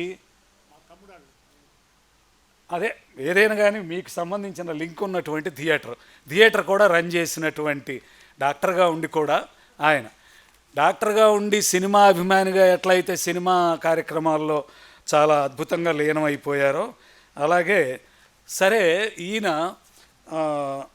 ఇంకొకటి ఈ వాకర్స్ క్లబ్ సందర్భంగా ప్రజలకి రక్తం అలాగే బీపీ ఇటువంటి వాటిని టెస్ట్ చేసేటటువంటి శిబిరాలు కూడా నిర్వహించారు. అదేవిధంగా వీరి గురించి చెప్పాలి అంటే గూడవల్లి రామబ్రహ్మం గారు వీరికి వీళ్ళ తల్లికి మేనమామ, చాలా దగ్గర బంధువు. ఆయన పోలికలు కూడా పుణికి పుచ్చుకుని బహుశా ఈ సినీ అభిమానం గూడవల్లి రామబ్రహ్మం గారు అంటే చాలా గొప్ప వ్యక్తి. ఆయన మాలపిల్ల, రైతు బిడ్డ అట్లాంటి సినిమాలు తీశారు. అలాగే గండికోట పతనం అనే నాటకాన్ని ఆయన రాశారు. వీళ్ళంతా గండికోట క్లాన్ వాళ్ళు. గండికోట 1652లో గండికోట యుద్ధంలో మీర్ జుమ్లా దాడికి పతనం అయిపోయిన తర్వాత గండికోట దాదాపుగా కొందరు తమిళనాడు వైపుకి, కొందరు ఇటు అటు చెల్లాచెదరైపోయారు. ఆ అయిపోయిన వాళ్ళల్లో చాలామంది మిక్కిలినేని రాధాకృష్ణమూర్తి గారి ఊరు కూడా వీళ్ళ కోలవెన్ను అనమాట, వారు పుట్టినటువంటి కోలవెన్ను. ఇందాక నేను చెప్పడం మర్చిపోయాను. ఆ మిక్కిలినేని రాధాకృష్ణమూర్తి గారి కుటుంబాలు ఇవన్నీ కూడా గండికోట కుటుంబాలు అంటారు వీళ్ళని ఆనవాయితీగా. అట్లా గుత్తా రామినీడు కొత్త పల్నాటి యుద్ధం అనేటటువంటి దర్శకత్వం వహిస్తే, పాత పల్నాటి యుద్ధం అంటే కన్నాంబ, గోవిందరాజు సుబ్బారావు నటించినటువంటి ఆ పల్నాటి యుద్ధానికి దర్శకుడు ఈయన ఎవరు, మన గూడవల్లి రామబ్రహ్మం గారు. అందుకని గూడవల్లి రామబ్రహ్మం గారితో ఉన్న బంధుత్వాన్ని గురించి కూడా మనం ఈయన విషయం మాట్లాడుకునేటప్పుడు చెప్పుకోవాలి. ఇంకొకటి, టౌన్లో ఉప్పల సుందరరామయ్య గారు అనే గొప్ప డాక్టరు అందరికీ తెలిసే ఉంటారు. ఇప్పుడు సెంటర్లో చర్చ్కి ఎదురుగా ఉన్నటువంటి పెద్ద బిల్డింగ్ ఆయనదే. ఆ సుందరరామయ్య గారి పేరుతో IMA వాళ్ళు స్థాపించినటువంటి దీనికి అవార్డుకి మొదటి అర్హతగా ఈయన సెలెక్ట్ అయ్యి దానికి ఇదయ్యారు. అది కూడా గొప్ప విషయం వీరి గురించి చెప్పుకోవాలంటే. తర్వాత 2015లో ఉగాది పురస్కారం పొందారు. ఈ ఉగాది పురస్కారం ఆంధ్రప్రదేశ్ ప్రభుత్వం ఇస్తుంది ఏటా కొంతమంది ప్రతిభావంతులకి. దానిలో కూడా ఈయన గొప్పగా ఉగాది పురస్కారం పొందారు. అలాగే ఉళ్ళక్కి స్మారక గోల్డ్ మెడల్. ఈయన ఏంటంటే ఉళ్ళక్కి గారు అనే ఆయన కెప్టెన్గా చేసి చాలా త్యాగపూరితమైన దీంతో తన బిల్డింగ్ని మెడికల్ అసోసియేషన్కి ఇచ్చేశారు ఫ్రీగా. ఇచ్చి దాంట్లో ఎవరైతే ఫ్రీ ప్రాక్టీస్ పెడతారో వాళ్ళకి దాన్ని అద్దె లేకుండా ఇస్తామని. ఆ ఉళక్కి స్మారక గోల్డ్ మెడల్ కూడా 2001లో IMA ఈయనకి ప్రదానం చేసింది. ఈయన అమెరికా ఒక 4 సార్లు, యూరప్ దేశాలు పర్యటించడం జరిగింది, విదేశీ పర్యటన కూడా. తన ఆరోగ్యం బాగుండని కారణంగా ఈ మధ్య కాలంలో మాత్రమే రోజు 1 గంట ప్రాక్టీస్ చేస్తూ, మిగతా టైంలో వాళ్ళ అబ్బాయి వేణుగోపాల్, పెద్ద అబ్బాయి వేణుగోపాల్ ఆయన హాస్పిటల్లో ప్రాక్టీస్ చేస్తున్నారు. ఇంకొకటి ముఖ్యమైన విషయం ఏంటంటే, సాహిత్యం పట్ల, ప్రజా చైతన్యం పట్ల విపరీతమైనటువంటి అంకితభావం కలిగిన వ్యక్తిగా ఈయన చైతన్య వేదిక అనే సంస్థని స్థాపించి, పరుచూరు అచ్యుతరాం గారని ఆయన చనిపోయారు, ఆయన రిటైర్డ్ టీచరు. ఆ పరుచూరు అచ్యుతరాం గారు సెక్రటరీగా, ఈయన అధ్యక్షుడిగా చాలా కాలం ఆ చైతన్య వేదిక కార్యక్రమాలు నడిపారు. దాని తరపున సాహిత్య సమావేశాలు అవి ఏర్పాటు చేసేవాళ్ళు. అట్లాగే ఈయన చవగ్గా మెరుగైన వైద్యం ప్రజలకు అందజేయటమే కాక, గుండె జబ్బుల విషయంలో గొప్ప హస్తవాసి కలిగిన వ్యక్తి, డాక్టర్గా పేరొందారు. ఆయన ఎవరినైనా సరే దాదాపు టెర్మినల్ స్టేజ్లో ఉన్న వాళ్ళని తీసుకెళ్ళినా కూడా ఆయన వాళ్ళని బతికించినటువంటి సందర్భం. ఇక వీరి గుంటుపల్లికి సంబంధించి 2 ముక్కలు చెప్పి, ఇంకా నాకు ఆయనకి సంబంధాన్ని ఒక 2 ముక్కల్లో తేలుస్తాను. గుంటుపల్లి అనేది విజయవాడ దగ్గర ఉన్న గుంటుపల్లె, కానీ కంఠంనేనిగూడెం, ఏలూరు దగ్గర జీలకర్రగూడెం దగ్గర ఒక గుంటుపల్లి ఉంది. అది ప్రముఖ బౌద్ధ క్షేత్రం.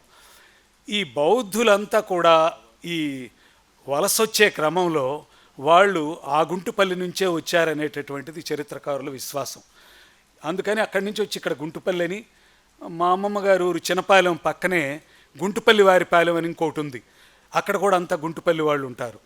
ఈ గుంటుపల్లి అనేటటువంటిది అలా బదలాయిస్తూ ఒక చోట నుంచి ఒక చోటకి ఇదవుతూ అలా వచ్చింది. అదొకటి. ఇబ్రహీంపట్నం దగ్గర గుంటుపల్లి వీరి యొక్క స్వగ్రామం, కానీ వారు పుట్టిందేమో అక్కడ కోలవెన్ను. ఇకపోతే నాకు సంబంధించి 2007లో తెనాలి రామకృష్ణ కవి అనే శాస్త్రీయ పరిశీలన అనే ఉద్గ్రంథం నేను రాశాను. 1000 పేజీలు దాదాపు ఉంటుంది ఆ పుస్తకం. ఆ పుస్తకం విజయవాడలో ఆవిష్కరణ అయింది. అప్పట్లో కలెక్టర్ నవీన్ మిట్టల్ విజయవాడ పుస్తక ప్రదర్శనలో దాన్ని ఆవిష్కరించడం జరిగింది. చేకూరి రామారావు గారు వాళ్ళంతా గొప్ప ప్రొఫెసర్లు వాళ్ళంతా వచ్చారు, దాన్ని గొప్ప సక్సెస్ చేశారు. 2వ సభ ఒంగోలులో పరిచయ సభ పెట్టారు, అది చాలా బాగా జరిగింది. తెనాల్లో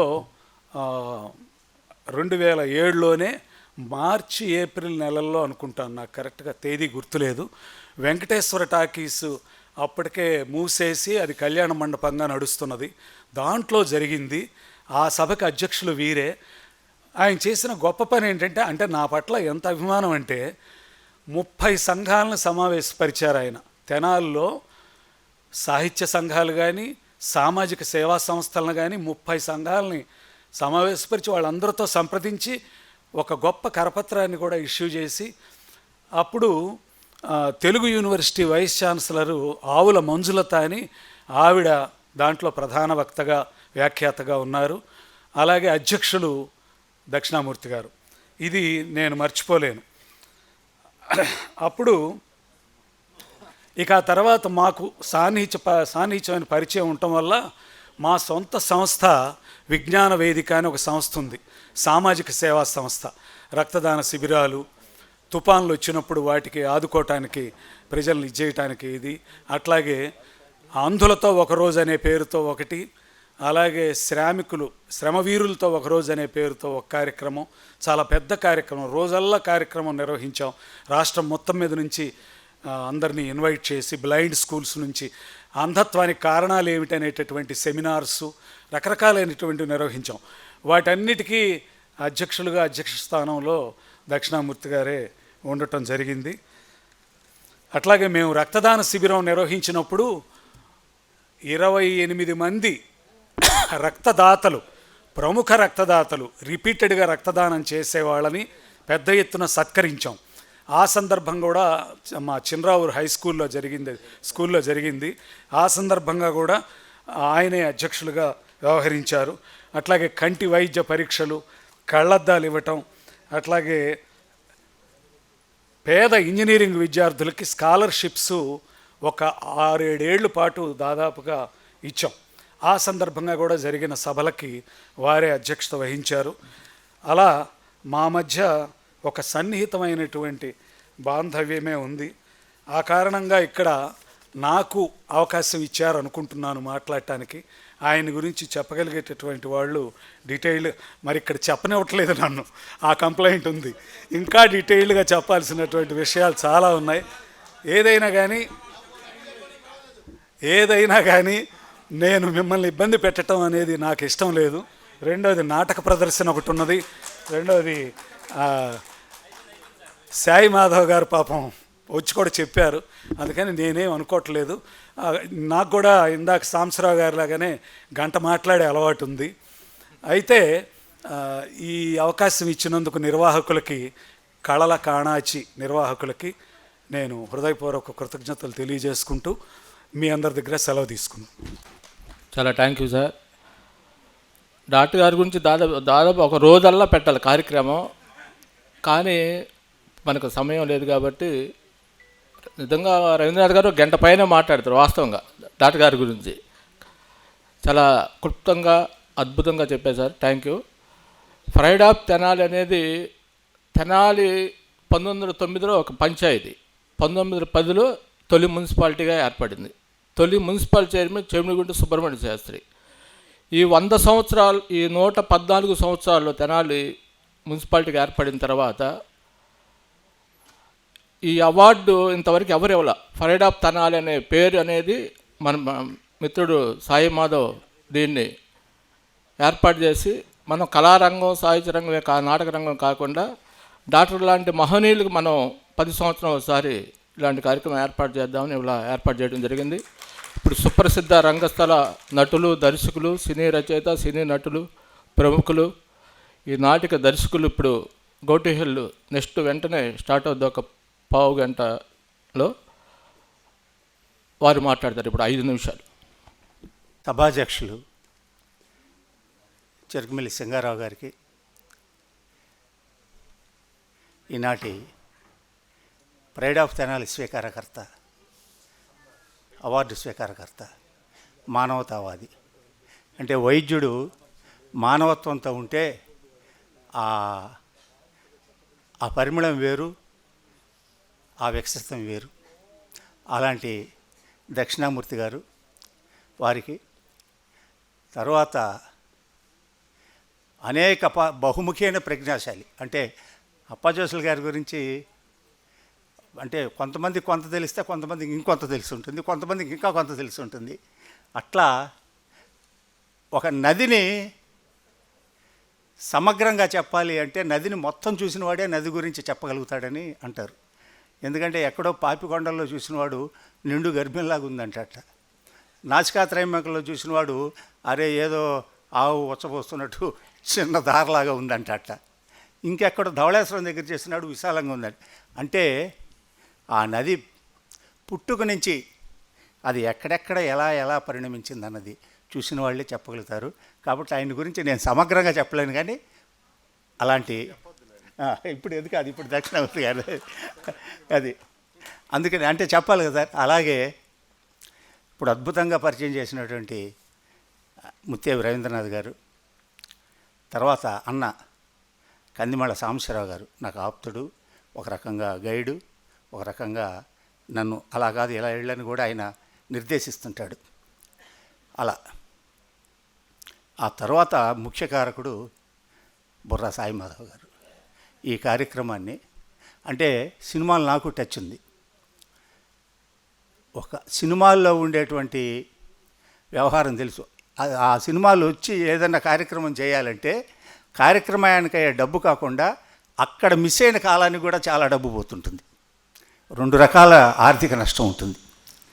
అయినా నాటకం మీద మక్కువతో, నాటక కళ మీద ప్రేమతో ఆయన ఈ కళల కానాచి కార్యక్రమాలు కానీ, ఇలాంటి సాంస్కృతిక కార్యక్రమాలు చేస్తున్నందుకు మనస్ఫూర్తిగా ఒక కళాకారుడిగా, ఒక రచయితగా, అభిమానిగా ఆయనకి నా హృదయపూర్వక అభినందనలు. చిన్నవాడు కాబట్టి ముందు అభినందనలు అన్న, తర్వాత నమస్సులు అంటున్నా. అలా తర్వాత తెనాలి పట్టణ సాంస్కృతిక మిత్రులకు, కళామిత్రులకు, అందరికీ కూడా పెద్దలకి నా నమస్సులు తెలియజేస్తున్నాను. సినిమాల్లో యాక్ట్ చేసిన వాళ్ళు, ఏమండి ఎన్టీ రామారావు గారితో ఒక్క సన్నివేశంలో ఆయనకి కాఫీ కప్ అందించే అదృష్టం కలిగిందండి నాకు. ఆ ఫోటో దాచుకున్నానండి నేను. అదొక్కటి చాలు సార్ నాకంటే. ఇంకోళ్ళు అమితాబ్ బచ్చన్తో నేను ఒక సీన్లో యాక్ట్ చేశాను సార్ అంటే, అది ఆ గ్లామరు. అది అయితే ఒక రంగస్థలాన్ని నాకు ఇష్టం, నాటకం ఇష్టం, చాలా ఇష్టం. ఒక రంగస్థల కళాకారుడిగా, నటుడిగా, ఒక లెజెండరీ ఆర్టిస్ట్ బుర్రా సుబ్రహ్మణ్య శాస్త్రి గారితో కలిసి రంగస్థలం మీద నటించడం అనేది నాకు ఒక గొప్ప అదృష్టం, చాలా గొప్ప అదృష్టం. పైన వారు తండ్రి పాత్ర, నేను కొడుకు పాత్ర. రామశాస్త్రి నేను, సంగమేశ్వర శాస్త్రి గారు, బుర్రా సుబ్రహ్మణ్య శాస్త్రి గారు. ఇది కాక అది బుర్రావారు రంగస్థలం మీద నటించినటువంటి చిట్ట చివరి నాటక ప్రదర్శన. అలాగే ద లెజెండరీ డైరెక్టర్ చేట్ల శ్రీరాములు గారు, ఆయన దర్శకత్వం వహించినటువంటి చివరి నాటకం. గొల్లపూడి మారుతిరావు గారు రాసిన ఒక వివాదాస్పద ప్లస్ అద్భుతమైన నాటకం. ఈ మూడిటి కలయికలో నాకు ఆ వేషం వేసే అదృష్టం రావటం నిజంగా నేను అదొక రంగస్థల కళాకారులు అందరిలో కూడా నేను గొప్పగా చెప్పుకునే విషయం, నాకు బాగా ఇష్టమైన విషయం. అయితే అన్న సాంబశివరావు గారు చెప్పారు, నేను 2-3 నిమిషాలు చెప్తాను. సాంబశివరావు గారు చెప్పారు, చిన్న ఇది గొల్లపూడి మారుతిరావు గారికి శ్రీకాకుళంలో ప్రతిభామూర్తి పురస్కారం అందజేస్తూ అజో విభో కందాళం ఫౌండేషన్, ఆయన సినిమా అయినా నాకు సినిమాలు కొద్దిగా ప్రవేశం ఉంది కాబట్టి, అప్పాజసుల వారితో పరిచయం ఉంది కాబట్టి, ఆ ప్రతిభా వైజయంతి సంచికి నన్ను సంపాదకుడిగా కూర్చోబెట్టారు, నువ్వు చేయని. ఆ సందర్భంగా నేను చాట్ల వారి దగ్గరికి వ్యాసానికి వెళ్ళాల్సి వచ్చింది. నాయనా పెద్ద మొండవాడిని, ఇంటికి రారాదు అన్నాడు. అంటే వస్తాను సార్ అన్న. వెళ్ళా. ఆయన పడుకొని చదువుతూ ఈ గో టు హెల్ప్ ప్రస్తావన తెచ్చాడు. దాంట్లో నాకు చాలా ఇష్టమైన నాటకం సార్ అన్న. బంచ ఇంతవరకు నేను 30 ఏళ్లలో నిన్నేరా నేనింది, అది ఇష్టమైన నాటకం అని. అంత నచ్చిందా నీకు అన్నాడు. నచ్చింది సార్, నాకు బాగా నచ్చిన నాటకం అన్నాడు. నేను అన్న చెప్పినట్టు 2-3 డైలాగులు చెప్పా గుర్తున్నవి.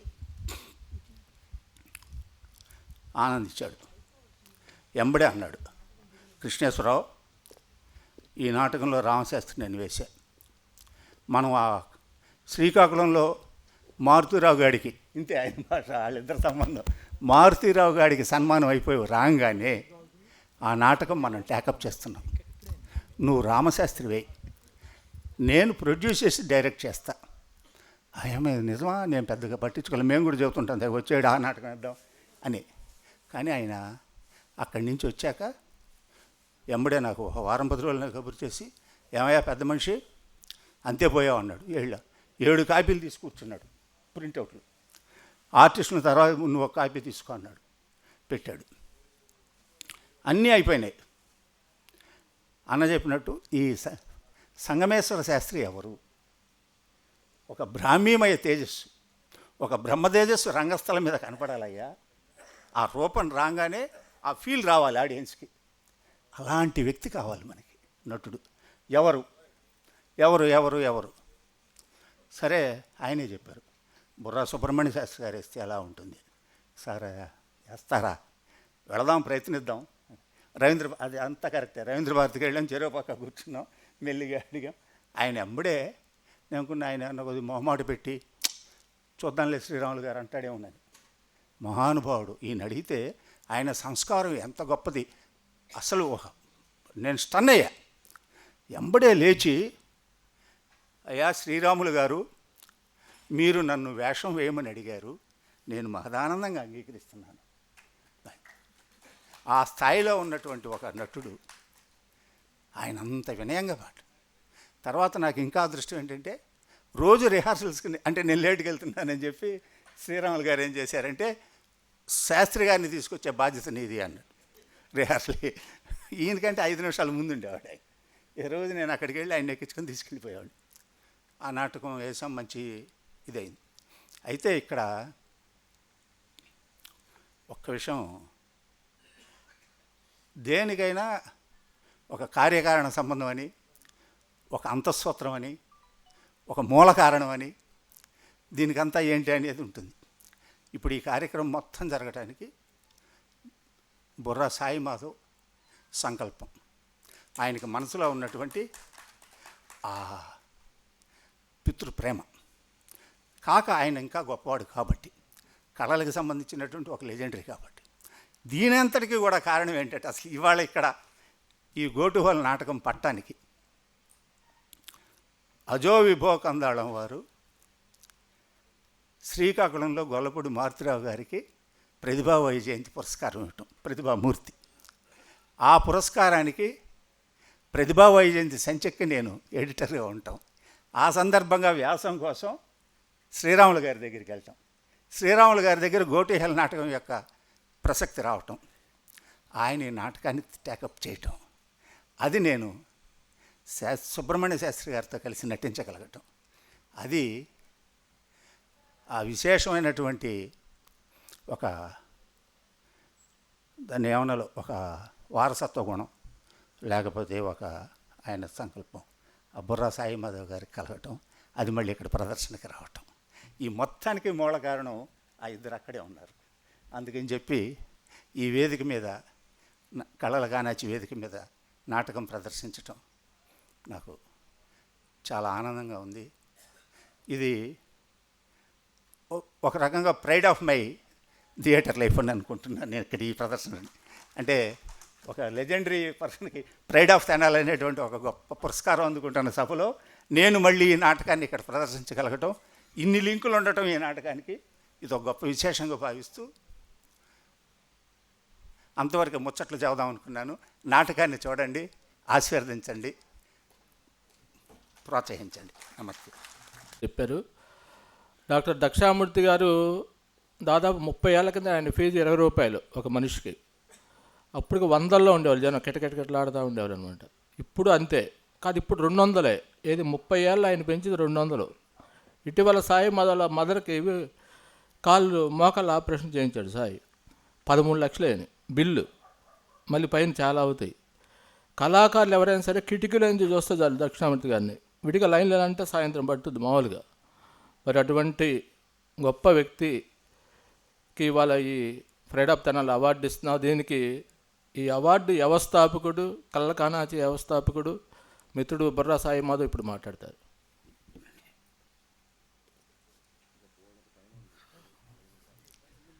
అందరికీ నమస్కారం అండి. నేను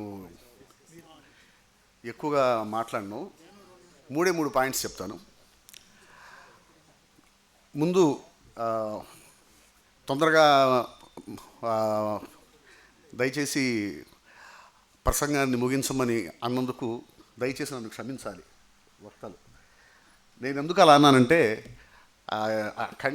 ఇంతవరకు అసలు ఎప్పుడు కూడా కళల కాణచి కార్యక్రమాలు ఒక్క నిమిషం కూడా అటు ఇటు లేట్ కావు. టైం టు టైం జరగాలనేది పెట్టుకున్నాం. ఒకసారి లేట్ అయింది, మళ్ళీ అది జరగకూడదు అనుకున్నాం. అందుకని తప్ప అందుకంటే ఏం లేదు, దయచేసి క్షమించండి. Thank you. 2, దక్షిణామూర్తి గారికి ఒక అద్భుతమైన సన్మానం చేయాలి, గౌరవించుకోవటం మన బాధ్యత అనుకున్నప్పుడు ఏ పురస్కారం ఇస్తే బాగుంటుంది అని ఆలోచించినప్పుడు నాకు వచ్చినటువంటి ఒకే ఒక ఆలోచన ప్రైడ్ ఆఫ్ తెనాలి. ఈ మాటకి 100కి 100% పరిపూర్ణమైన అర్హత కలిగినటువంటి మహనీయుడు దక్షిణామూర్తి గారు. ఆయన చేసిన వైద్య సేవలు కానివ్వండి, కళాసేవ కానివ్వండి, సాంస్కృతిక సేవ కానివ్వండి, నిజంగా అస్సలు నిగర్వి. ఎంత గొప్ప డాక్టరో, అంత గొప్ప మనిషి, అంత గొప్ప సంస్కారి. నిజంగా ఈ తెనాలి గడ్డ పాడిపండ్ల దక్షిణామూర్తి నా బిడ్డ అని గర్వంగా చెప్పుకునేటువంటి మహనీయుడు. దక్షిణామూర్తి గారికి ప్రైడ్ ఆఫ్ తెనాలి అనేటువంటి పురస్కారాన్ని అందించటం, దానికి ఆయన అంగీకరించినందుకు కృతజ్ఞతాపూర్వకంగా ఆయన పాదాలకు నమస్కారం చేసుకుంటున్నాను. ఇక ఈ గో టు హెల్ నాటకం గురించి ఒక మాట చెప్తానండి. కృష్ణేశ్వరరావు గారు ఒకసారి, మీ నాన్నగారు నేను కలిసి యాక్ట్ చేశామయ్యా, ఆయన నటించినటువంటి ఆయన కెరీర్లో చివరి ప్రదర్శన ఒకసారి చూడు అని చెప్పేసి నా వాట్సాప్కి లింక్ పెట్టారండి. అయితే ఒక సంవత్సరం దాకా అది చూడటం జరగల. సంవత్సరం తర్వాత చూస్తే షాక్ అవ్వటం ఒకటిను, గొల్లపూడి గారి రచన చూసిన తర్వాత నేను రచయితనని చెప్పుకోవడానికి పడ్డానండి. 70s ఎలా రాశాడు ఆయన, 2024లో కూడా మేము రాయలేకపోతున్నాం, మాకు ఆ థాట్ రావట్లేదు, అలాంటి ఆలోచన రావట్లేదు. 70s ఎప్పుడో, మీరు ఇప్పుడు చూస్తారు కదా, నేను ఒకటే చెప్తున్నానండి, అందులో ఉన్నవి క్యారెక్టర్స్ కాదు, కాన్సెప్ట్స్. అవి పాత్రలా మీరు చూడకండి. భార్యాభర్తల్లాగా, వాళ్ళు భార్యాభర్తలు, ఆమె చెల్లి, అతను తండ్రి, ఇతను స్నేహితుడు, ఈ పాత్రలు కాదండి, అవన్నీ కూడాను కాన్సెప్ట్స్. ప్రధానమైనటువంటి రామశాస్త్రి పాత్ర సమాజంలో ఉన్న నిజానికి ప్రతీక. అందుకే చివరిలో ఒక డైలాగ్ కూడా ఉంటుంది, నిజాన్ని చూసి ఇప్పటికి కదిలేవా నాన్న అని. అది నిజానికి ప్రతీక అయితే, అతని భార్య పాత్ర అమీనా పాత్ర నీతికి ప్రతీక. అంటే నీతితో కలిసి బతకాల్సినటువంటి నిజం, నీతిని బతికించాల్సినటువంటి నిజం, ఆ నీతిని ఏం చేస్తుంది అనేది నాటకం. అలాగే బాగుపడలేకపోయామే, పాడైపోయామే అని నిరాశ నిస్పృహలకి ప్రతీక రామశాస్త్రి స్నేహితుడి పాత్ర. బాగుపడతాం, మనకి మంచి రోజులు వస్తాయి అనేటువంటి ఆశావహ దృక్పథానికి ప్రతీక రామశాస్త్రి చెల్లెలి పాత్ర. వీటన్నిటి మధ్య నలిగిపోయేటువంటి సంప్రదాయానికి ప్రతీక రామశాస్త్రి తండ్రి పాత్ర. ఆ నిజాన్ని అది ఒప్పుకోలేదు, ఆ సంప్రదాయం సహించలేదు. ఎలా బతుకుతున్నామో చూపించాడు తప్ప ఇలా బతకమని ఆయన చెప్పలేదండి. ఎలా బతుకుతున్నారు, ఇలా బతుకుతుంది, నిజం ఇలా తయారైంది, నీతిని ఇలా చేస్తుంది, అందరూ నిరాశల్లో బతుకుతున్నారు, ఎక్కడో కానీ ఆశ కనిపించట్లేదు. ఈ నిజం ఆ ఆశని, ఆ నిరాశని ఏం చేసింది అనేది క్లైమాక్స్. సంప్రదాయం ఈ నిజాన్ని ఏం చేసింది అనేది క్లైమాక్స్. అవి వాళ్ళు భార్యాభర్తలు కాదు, అన్నా చెల్లెళ్ళు కాదు, తండ్రి కొడుకులు కాదు, అవి కాన్సెప్ట్స్, ప్రతీకలు. క్యారెక్టర్స్లా చూడకండి, పాత్రలా చూడకండి. ఎంత గొప్ప నాటకం అది. చూస్తే ఓహో నిజంగా ఇలా బతుకుతున్నాం మనం, నిజమే కదా, చిచి మన మీద మనకే ఒక రకమైనటువంటి కోపం, అసహ్యం అన్నీ వచ్చేసి మారిపోదాం, వెంటనే మారిపోదాం, ఇలా బతకూడదు, మారిపోదాం, మంచి సొసైటీని ఇద్దాం అనేటువంటి ఆలోచన ఆయన ఎక్కడా కూడాను. ఇలాంటి ఆలోచన మిగిలిన నాటకాలలాగా ఇలా బతకండి అని చెప్పేసి ఆయన ఏమి చివరికి ప్రసంగంలో చెప్పలా. మన గురించి మనమే ఆలోచించుకునేలాగా చేశాడు. ఆ నాటకాన్ని చూడండి, చివరిదాకా చూడండి, అద్భుతమైన నాటకం. ఆశీర్వదించండి, ఆదరించండి. Thank you very much. వెంటనే సన్మాన కార్యక్రమం, అవార్డు బహుమతి ప్రదానం జరుగుతుంది.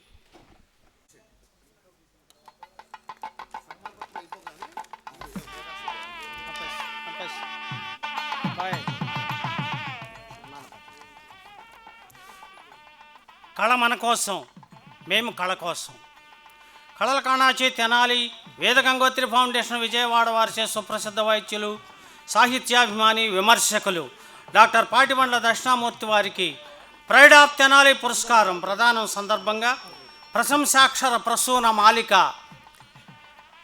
పాటిబండ్ల సువంశోదయ, దక్షిణామూర్తి నామధేయ, పేద రోగుల సేవ ప్రేమగా భావించి వైద్యమునందించు వైద్య రత్న, వ్యర్థ పరీక్షలు భారము లేకుండా స్వస్థతం చేకూర్చు సదయ గుణుడు, వలసిన వైద్యంబు వాసిగానందించి బిల్లు తక్కువ వేయు ప్రేమమూర్తి, తక్కువ ధరలున్న తగుమందులను రాసి ఆరోగ్యమును పెంచు హస్తవాసి, వైద్య వృత్తిని ప్రేమించు ప్రథిత వరుడు, హృదయ వైద్యమునందు సహృదయమూర్తి, వాసిగల పాటిబండ్ల సువంశజుండు, పుణ్యమూర్తి శ్రీ దక్షిణామూర్తి గారు. చలనచిత్రాలు, సాహితీ సౌరభాలు, కళలు, వ్యాసాలు, పఠనంబు కాంక్ష మెండు, సద్విమర్శ చేయుటయందు సవ్యసాచి, శ్రేష్ఠ గుణమూర్తి, విభుద దాక్షిణ్యమూర్తి. వైద్యరంగ స్ఫూర్తి, దాక్షిణ్యమూర్తి. పేదలే కాదు, ఎవరు మీ దగ్గరకు వచ్చినా శ్రద్ధగా వైద్యం చేస్తారు, అభిమానంగా పలకరిస్తారు, అనవసరంగా పరీక్షలు చేయించరు, అతి తక్కువ ధరలు గల మందులు రాస్తారు.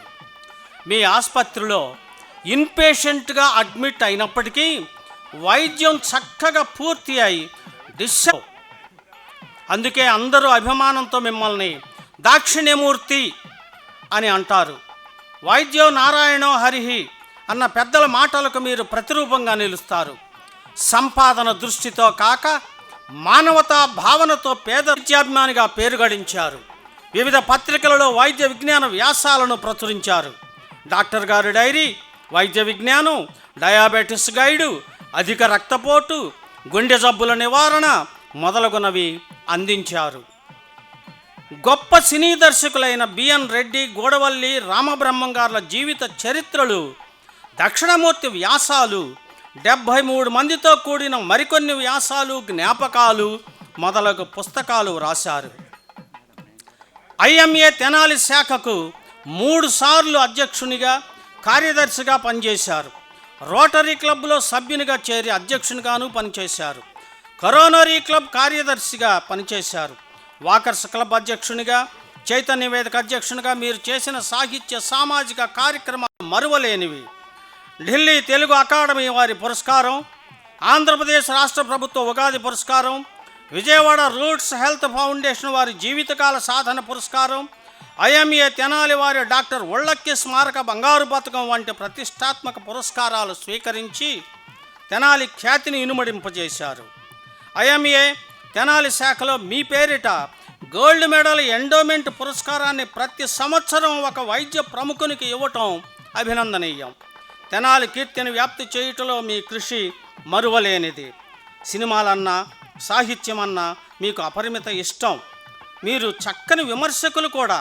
ఎందరో సాహితీవేత్తలతో మీకు పరిచయం ఉండటం మన తెనాలికి గర్వకారణం. అందుకే మీకు ప్రైడ్ ఆఫ్ తెనాలి పురస్కారం ప్రదానం చేసి మా సంస్థలకు గౌరవం పెంచుకున్నాము. మీ శ్రీమతి హేమలత గారు మీ ఆరోగ్యాన్ని పరిరక్షిస్తూ ఉండగా మీరు ఆరోగ్యంగా సంతోషంగా ఉండాలని మా ఆకాంక్ష. సమర్పణ కళల కాణాచి తెనాలి, వేద గంగోత్రి ఫౌండేషన్ విజయవాడ, వేదిక తెనాలి రామకృష్ణ గారి కళాక్షేత్రం తెనాలి. రచన సహజ కవి డాక్టర్ అయినాల మల్లేశ్వరరావు.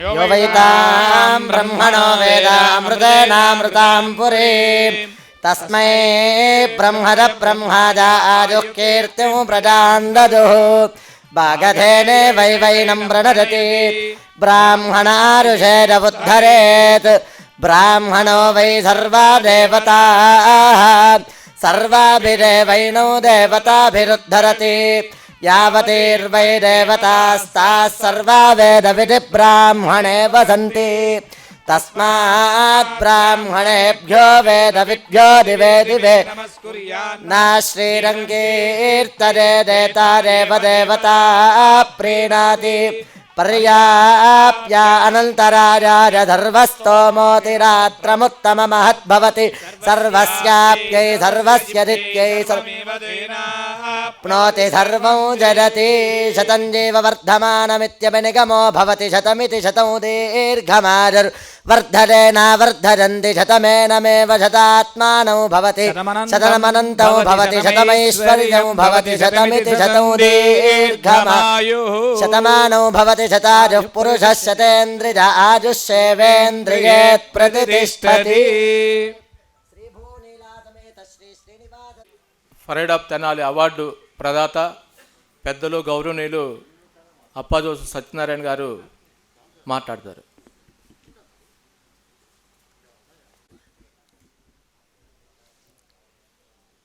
అందరికీ నమస్కారం. ఇవాళ డాక్టర్ పాటిబండ్ల దక్షిణామూర్తి గారికి సన్మానం చేయడం అనేటువంటిది చాలా చాలా చాలా చాలా చాలా సంతోషకరమైన విషయం నాకు, తెనాలి ప్రజలకు కూడా. రవీంద్రనాథ్ గారు ఏ విషయం తీసుకున్నా సరే చాలా కూలంకషంగా వెళతాడు ఆయన. రామలింగ కవి మీద పాండురంగ మహత్యంలో ఉన్నటువంటి యొక్క ఓషధులు, మిగతావి, వంటలు ఒకటి కాదు అది కానీ, లేదా ఏదన్నా వ్యాసం రాసినా సరే చాలా లోతుగా.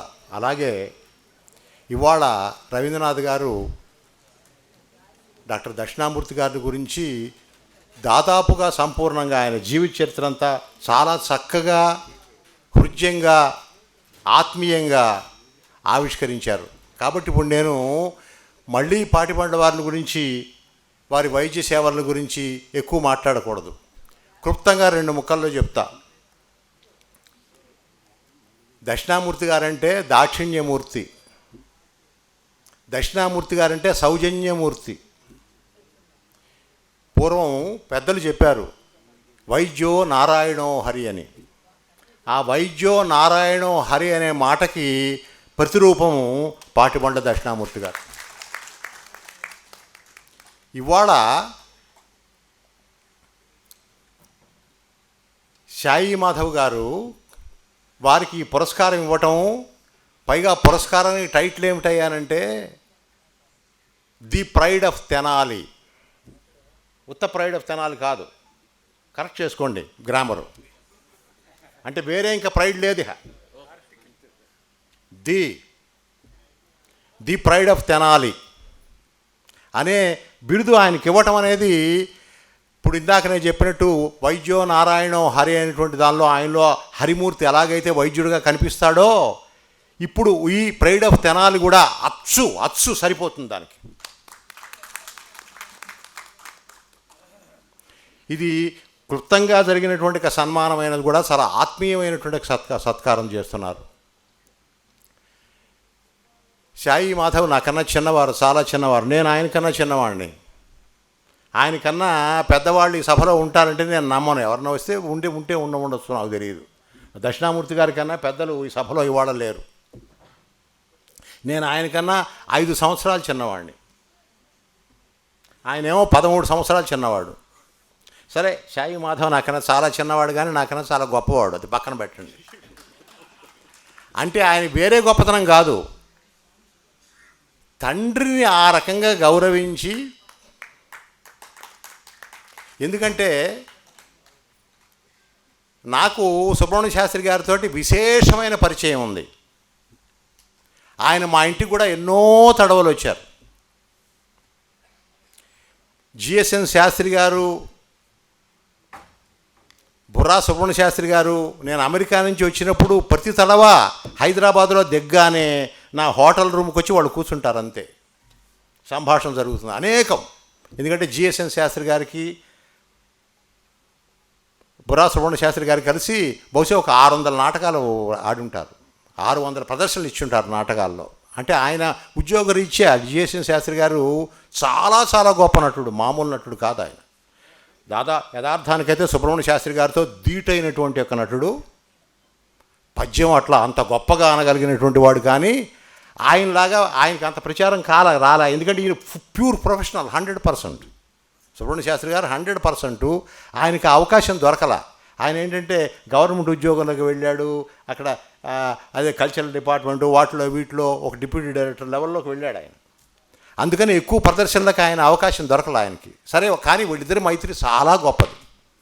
సుబ్రహ్మణ్య శాస్త్రి గారి గురించి చాలా చాలా విషయాలు నేను జిఎస్ఎన్ శాస్త్రి గారి ద్వారా అనేది నాకు ముందు తెలిసేది. నా దురదృష్టం ఏమిటంటే సుబ్రహ్మణ్య శాస్త్రి గారి పౌరాణిక నాటకాలు నేను ఒక్కటి కూడా చూడలేదు. గో టు హెల్ నాటకం చూసి అదృష్టం నాకు పట్టింది. సుబ్రహ్మణ్య శాస్త్రి గారి చివరి నాటకం, కృష్ణేశ్వరరావు గారు రామశాస్త్రి వేషం. నేను ఆ ప్రదర్శనలో ఆ థియేటర్ ఏదో మర్చిపోయా, చాలా చిన్న థియేటర్, రవీంద్ర భారతి కాదు అది, రామ్ మకాన్లో అది పెర్ఫెక్ట్ నాటకాలకి.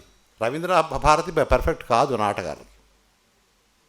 ఆ రామ్ మకాన్ లాంటి నాటక ప్రదర్శనశాల అద్భుతం. ఆ రామ్ మకాన్లో నేను, దాని తర్వాత ఈ రమణాచారి గారు, మేమంతా కూర్చుని ఆ నాటకం చూసేటువంటి ఒక అదృష్టం నాకు పట్టింది.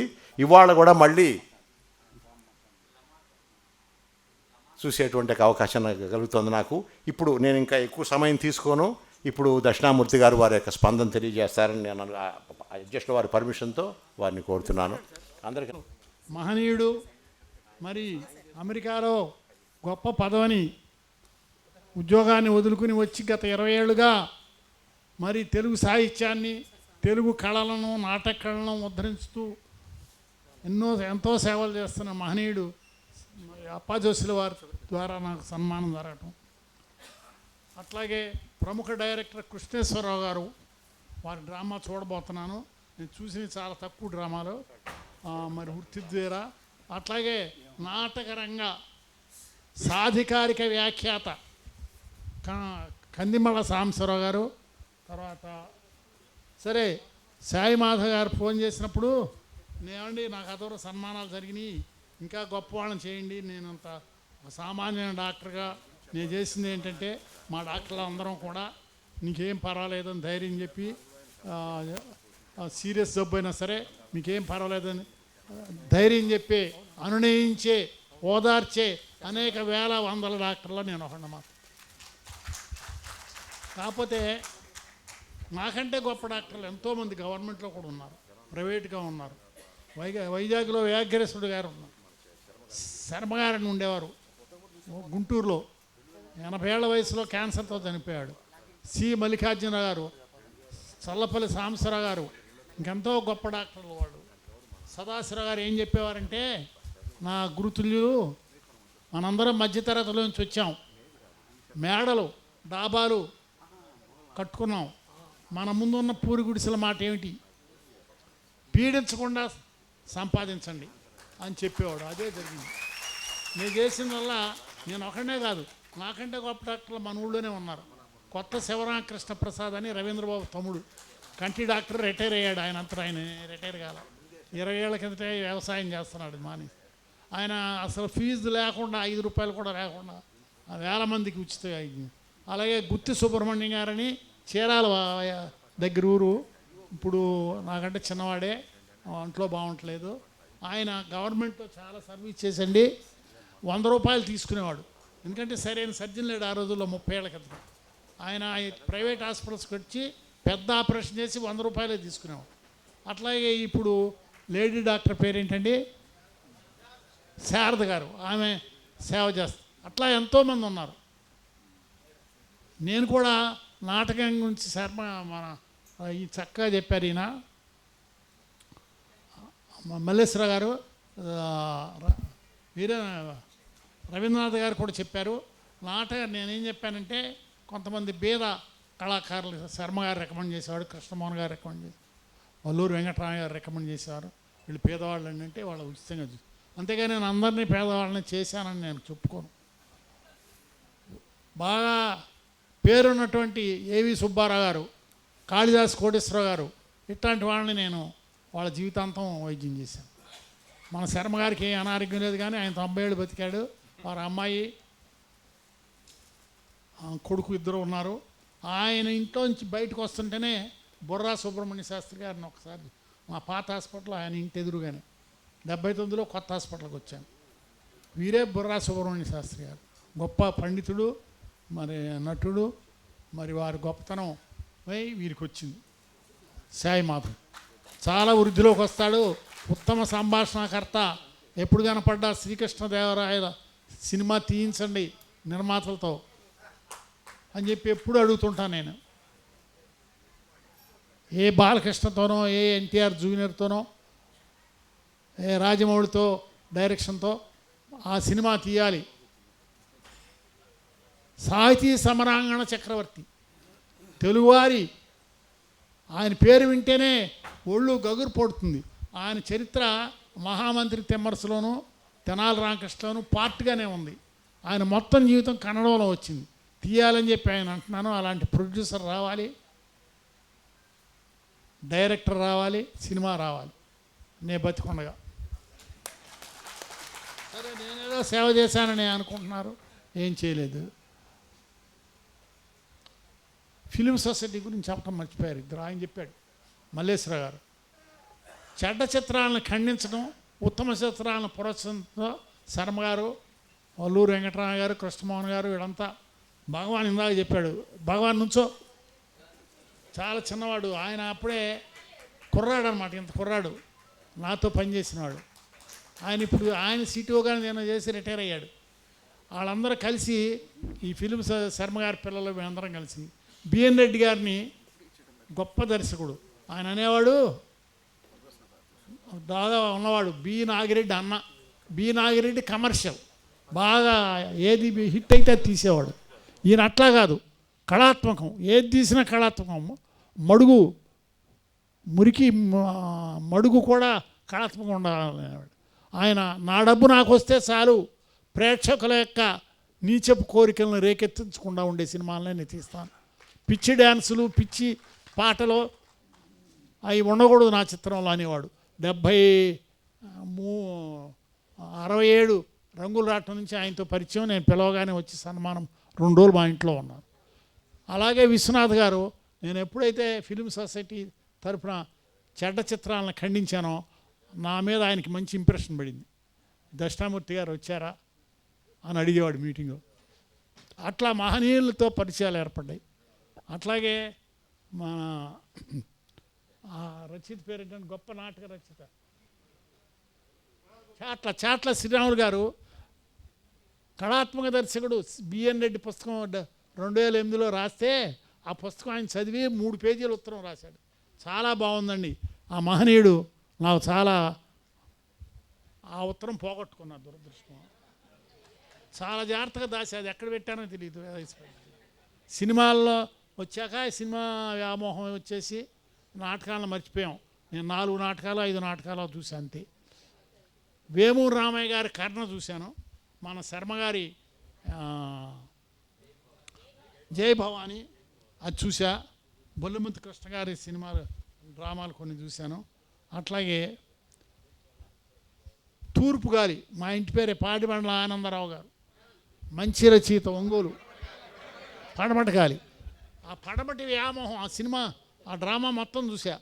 ఆ పాశ్చాత్య వ్యామోహం నుంచి మనం వాటి లోను కాకూడదని చెప్పి చక్కటి సందేశం. ఆ సినిమా, ఆ నాటకం చాలా నచ్చింది నాకు. ఇవాళ మళ్ళీ ఈ నాటకం చూడ, నా వృత్తిరీత్యా తీరిక లేక నాటకాలు ఈ 4-5 చూసి, చిన్నప్పుడు పౌరాణిక నాటకాలు కొన్ని చూసి అనుకోండి. ఏదైనా నేను అంత వర్త్ కానప్పటికీ నాకు ప్రోత్సాహంగా నేను భావిస్తున్నాను. నేను పెద్దల ఆశీర్వాదం, పెద్దలందరూ వచ్చారు, అది నా అదృష్టం. ఇది ఆశీస్ అనుకుంటా తప్ప సన్మానం. ఇది ధనం ఇవ్వటమే కానీ, పై మధ్య తరగతి కుటుంబం నుంచి వచ్చాను, ధనం నేను తీసుకోవటం ఇంతవరకు జరగలేదు. ఇది సింగ గారు తిరిగి పేద కళాకారులకు ఇవ్వండి. మీ అందరికీ నా నమస్కారం.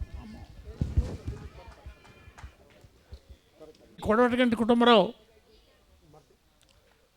నరసరాజు, కొసరాజు, దాశరథి, ఇట్లాంటి పెద్ద పెద్ద వాళ్ళందరినీ తెనాలు తీసుకొచ్చా. 74 to 84.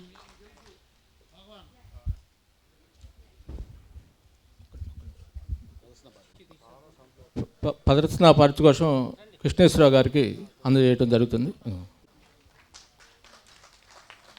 డాక్టర్ గారు గోడవల్లి రామమ్మ గారి విగ్రహం పెట్టి ఎన్టీ రామారావు గారితో ఆవిష్కరించారు విజయవాడలో. అలాగే రఘుపతి వెంకయ్య అవార్డు తీసుకున్నటువంటి ఇంటూరి వెంకటేశ్వరరావు గారిని కూడా తెనాలి పిలిపించి సన్మానం చేశారు.